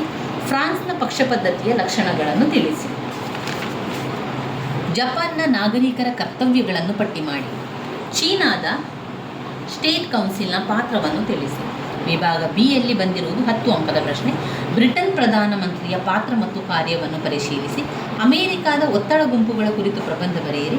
ಫ್ರಾನ್ಸ್ನ 5ನೇ ಗಣರಾಜ್ಯ ಸಂವಿಧಾನದ ಮುಖ್ಯ ಲಕ್ಷಣಗಳನ್ನು ವಿವರಿಸಿ. ಜಪಾನ್ ಚಕ್ರವರ್ತಿಯ ಪಾತ್ರ ಮತ್ತು ಕಾರ್ಯಗಳನ್ನು ವಿಶ್ಲೇಷಿಸಿ. ಚೀನಾದ ಕಮ್ಯುನಿಸ್ಟ್ ಪಾರ್ಟಿಯ ಸಂಘಟನೆ ಮತ್ತು ಪಾತ್ರಗಳನ್ನು ಪರಿಶೀಲಿಸಿ. ಇನ್ನು 15 ಅಂಕಕ್ಕೆ ಬಂದಿರುವಂತಹ ಪ್ರಶ್ನೆಗಳು. ಬ್ರಿಟನ್ ಸಂವಿಧಾನದ ಪ್ರಧಾನ ಲಕ್ಷಣಗಳನ್ನು ವಿವರಿಸಿ. ಅಮೆರಿಕಾದ ಅಧ್ಯಕ್ಷರ ಚುನಾವಣೆ, ಅಧಿಕಾರ ಕಾರ್ಯಗಳನ್ನು ವರ್ಣಿಸಿ. ಸ್ವಿಟ್ಜರ್ಲ್ಯಾಂಡ್ನ ನ್ಯಾಯಾಂಗದ ರಚನೆ, ಅಧಿಕಾರ ಕಾರ್ಯಗಳನ್ನು ಮೌಲ್ಯೀಕರಿಸಿ. ಚೀನಾ ರಾಷ್ಟ್ರೀಯ ಜನತಾ ಕಾಂಗ್ರೆಸ್ನ ರಚನೆ, ಅಧಿಕಾರ ಮತ್ತು ಕಾರ್ಯಗಳನ್ನು ವಿವರಿಸಿ ಅಂತ ಕೊಟ್ಟಿದ್ದಾರೆ. ಇದು ಹಳೆಯ ಪ್ರಶ್ನೆ ಪತ್ರಿಕೆಯಲ್ಲಿ ಬಂದಿರುವಂತಹ ಪ್ರಶ್ನೆಗಳು. ನಾನು ನಿಮಗೆ ಹೇಳಿರುವಂತಹ ಪ್ರಶ್ನೆಗಳೆಲ್ಲವೂ ಕೂಡ ತುಂಬಾ ಮುಖ್ಯವಾಗಿರುವಂತಹ ಪ್ರಶ್ನೆಗಳು, ರಿಪೀಟಾಗಿ ಕೇಳಿರುವಂತಹ ಪ್ರಶ್ನೆಗಳಾಗಿರುವುದನ್ನೇ ನಿಮಗೆ ನಾನು ತಿಳಿಸ್ಕೊಟ್ಟಿರುವಂಥದ್ದು ಸ್ನೇಹಿತರೆ. ನನ್ನ ವೀಡಿಯೋಸ್ ಎಲ್ಲ ನಿಮಗೆ ಇಷ್ಟ ಆಗಿದ್ದರೆ ಲೈಕ್ ಕೊಡಿ, ಶೇರ್ ಮಾಡಿ, ಸಬ್ಸ್ಕ್ರೈಬ್ ಮಾಡಲಿಕ್ಕೆ ಮರಿಬೇಡಿ. ಇನ್ನಷ್ಟು ವಿಚಾರಗಳೊಂದಿಗೆ ಮುಂದಿನ ವಿಡಿಯೋದಲ್ಲಿ ಸಿಗುವ. ಧನ್ಯವಾದಗಳು.